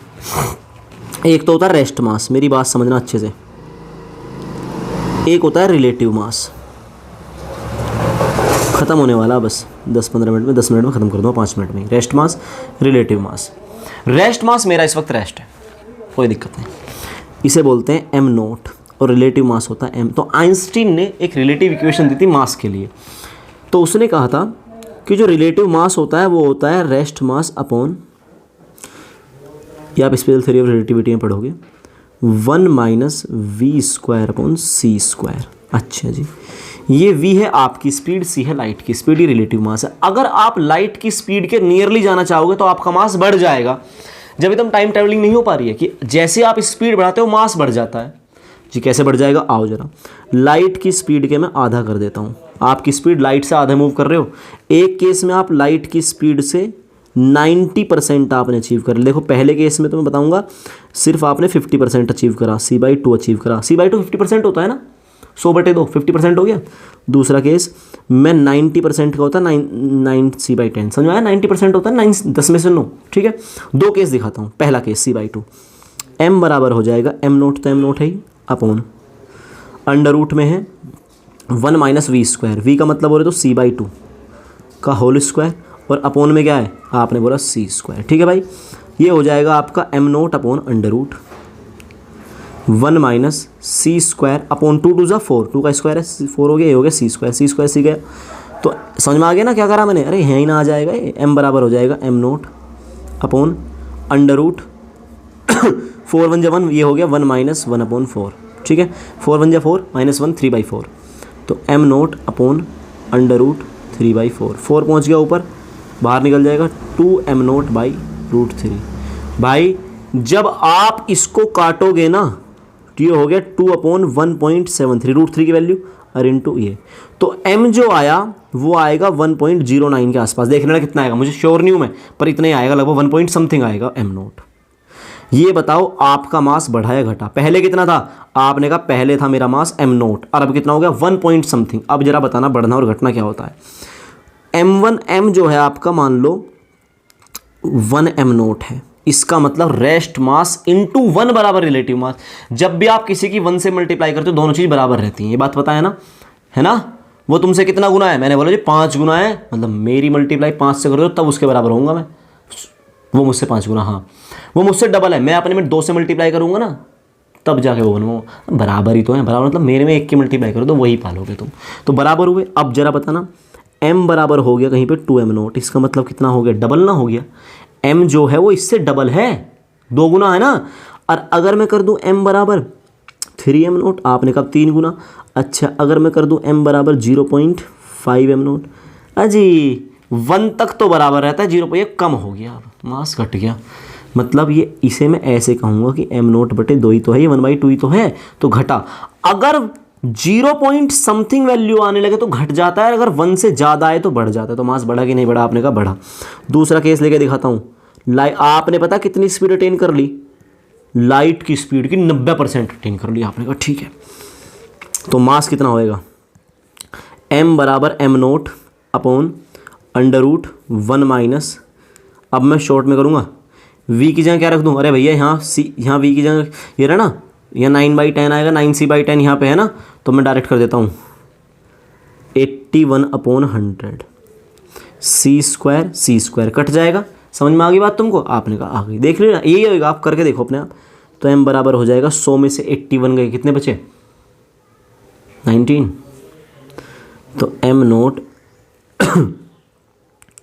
91/100 का अंडर रूट, ये ऊपर पहुंच जाएगा तो 10/91 का रूट इंटू m नोट। समझ में आ गया, 10 ना पहुंच जाए रूट से बाहर, तो m इक्वल टू आ गया। ये तो तुम्हें पता 10 से छोटा आएगा, तो इस बार भी m जो है रिलेटिव मास आपका इंक्रीज हुआ कि नहीं हुआ, आपने कहा समझ में आ गई बात जी। अगर मैं लाइट की स्पीड से ही मूव करवा दो, एक काम करो तुम मुझे, लो जी लाइट की स्पीड से करूँगा इस बार, तो m बराबर हो जाएगा m nought upon under root 1 minus v की जगह सी स्क्वायर अपॉन में सी स्क्वायर कट गया 1, तो m इक्वल टू हो गया m nought upon under root 1 minus 1 0, तो m बराबर हो गया इनफाइनाइट, मास इनफाइनाइट हो गया। ये मास की बात कर रहा हूँ मैं, मास की, लेकिन चार्ज पे ऐसा कोई फर्क नहीं पड़ता। समझ में आ गई बात, charge does not depend upon speed, charge speed पर इस तरह से कोई डिपेंड नहीं करता, समझे जी। कंजर्वेशन ऑफ चार्ज का कोई एग्जांपल दे दो, लो भैया NaCl था, हाँ जी है, था क्या, इसका इलेक्ट्रोलिसिस करा तो हो गया Na positive Cl negative. Initial charge कितना था 0 QI, फाइनल चार्ज भी कितना, आपने बोला +1 -1, तो अब भी कितना 0, that is the conservation of charge. ठीक है, एक pair production and annihilation method है, वो नोट्स वगैरह आपको मिल जाएगा, ज़्यादा कुछ नहीं है। ठीक है भाई साहब, ये मैंने पूरी प्रॉपर्टीज़ ऑफ चार्ज बता दिया 2 लेक्चर में। क्लास नंबर 1 में मैंने सिर्फ चार्ज को इंट्रोड्यूस किया कि चार्ज है क्या, दूसरे लेक्चर में मैंने चार्ज की लगभग सारी प्रॉपर्टी को आपको एक्सप्लेन कर दिया बहुत अच्छे तरीके से भाई साहब। अब आपका काम है इस लेक्चर को पूरे अच्छे से समझना, जो कॉपी लायक आइटम ले कॉपी करो। नोट्स के लिए टेलीग्राम का डिस्क्रिप्शन में लिंक दिया हुआ है, और लेक्चर आपको डेली शाम के 6 बजे अपलोड मिलेगा। आप बस मुझे बताना, आज का जो लेक्चर है लगभग 70 to 80 मिनट का लेक्चर है। आप मुझे ज़रा बताओ कि 1 घंटे से ज़्यादा का लेक्चर रखो या लगभग 40 मिनट के आसपास का, जो आप बताओगे देखो उस हिसाब से काम करूँगा मैं, ठीक है ना। ओके भाई साहब, भाई कमेंट जरूर करनी है, जैसा भी आपको लेक्चर के बारे में फीडबैक देना है। आपका फीडबैक है ना मेरे लिए बहुत कुछ है, कुछ सुधार की ज़रूरत हो तो बताइए। देखो जी हमें ऐसे समझ आएगा, मतलब जो भी तुम्हारे मन में बात हो कुल मिला के बोलो। अच्छा लगे तो तारीफ़ कम मत करना, तारीफ़ बराबर करना, और कुछ चीज़ें लगें तो आप वही बोल देना। ओके ब्रो, चलो तो भाई साहब मैं हल्का सा आ जा। कंडक्टर के बारे में जानते हो, जिसमें फ्री इलेक्ट्रॉन्स पाए जाते हैं। क्विक रिवीजन 2-3 मिनट में। कंडक्टर जिसमें फ्री इलेक्ट्रॉन्स हो, क्या सभी फ्री होते हैं? नहीं, सब तो किसी के फ्री हो ही नहीं सकते, फिर तो तूफान मच जाएगा, आग लग जाएगी। इंसुलेटर कोई फ्री इलेक्ट्रॉन नहीं मिलेगा, सारे नॉन मेटल्स होंगे। इंसुलेटर होंगे जो नॉन मेटल्स हो गए, डायमंड हो गया, प्लास्टिक हो गया, वुडन हो गया, सब ये नॉन मेटल्स जो है, ठीक है ना। मेथड ऑफ चार्जिंग 3 तरीके हैं, फ्रिक्शन, कंडक्शन, इंडक्शन। ओके, तीनों के लिए दोनों बॉडी चाहिए, अकेली बॉडी कभी चार्ज बना ही नहीं सकती। ओके, ये ट्राइब इलेक्ट्रिक सीरीज है, याद कर लेना थोड़ी। ग्लास पहले नंबर पे आता है, प्लास्टिक आखिरी में, उसके बीच में सब आते हैं, ठीक है। आओ जरा, कंडक्शन बता दिया, फ्रिक्शन, इंडक्शन सब बता दिया। Properties of charge, intrinsic property है, 2 तरह के होते हैं, पॉजिटिव नेगेटिव। लाइक चार्ज में होता है रिपल्शन, अनलाइक में होता है अट्रैक्शन। चार्ज एडिटिव होते हैं नेचर में, हमेशा जुड़ेंगे। 2 + 2 4, 2 + -2 0, 2 में -2 जोड़ दिए 0 आ गया, 2 में से -2 घटा दिए तो 4 आ गया। घटेगा नहीं कहा कभी चार्ज, आपस में हमेशा जुड़ते हैं। चार्ज इज क्वांटाइज्ड, तुमसे बेहतर कौन जानता है क्वांटाइजेशन को। आओ जरा, उसके बाद मियाँ आया क्या, conservation of charge. Charge can neither be created nor be destroy, it can be transferred from one body to another. One body to another, कितनी बॉडी? 2। अकेली बॉडी ना चार्ज कभी बनाएगी ना डिस्ट्रॉय करेगी, ठीक है ना। सिंगल आइसोलेटेड बॉडी में कोई चार्ज ना बनेगा ना डिस्ट्रॉय होगा, जितना है उतना ही रहेगा। 0 है 0 रहेगा, और जितना है उतना ही रहेगा वरना। तीसरा, चार्ज क्रिएट हो सकता है और मजे की बात डिस्ट्रॉय भी हो सकता है, लेकिन ऑलवेज इन पेयर। और net charge of the universe is always constant. Okay, और चार्ज हमेशा स्पीड पर डिपेंड, चार्ज स्पीड पे डिपेंड नहीं करता हमेशा, छोड़ो स्पीड पे कभी डिपेंड नहीं करता, ठीक है भाई। आज तबीयत थोड़ी ख़राब थी भाई। इस लेक्चर में इतना ही है और कुछ नहीं। अच्छा लग रहा है सब्सक्राइब कर लीजिए, लाइक करो, शेयर करो दोस्तों को अपने को। अब हम कल करेंगे क्वांटाइजेशन ऑफ चार्ज पे न्यूमेरिकल, देन हम परसों को स्टार्ट कर देंगे कूलम्ब्स लॉ, ठीक है। चैप्टर प्रॉपरली स्टार्ट हो जाएगा। जितना बेस में बता सकता था आपको मैंने बता दिया। आपका काम है लेक्चर को देखना, अगर एक बार समझना दोबारा देखना, ठीक है। डाउट है आप कमेंट में डाउट बताना, ठीक है। Thank you for watching.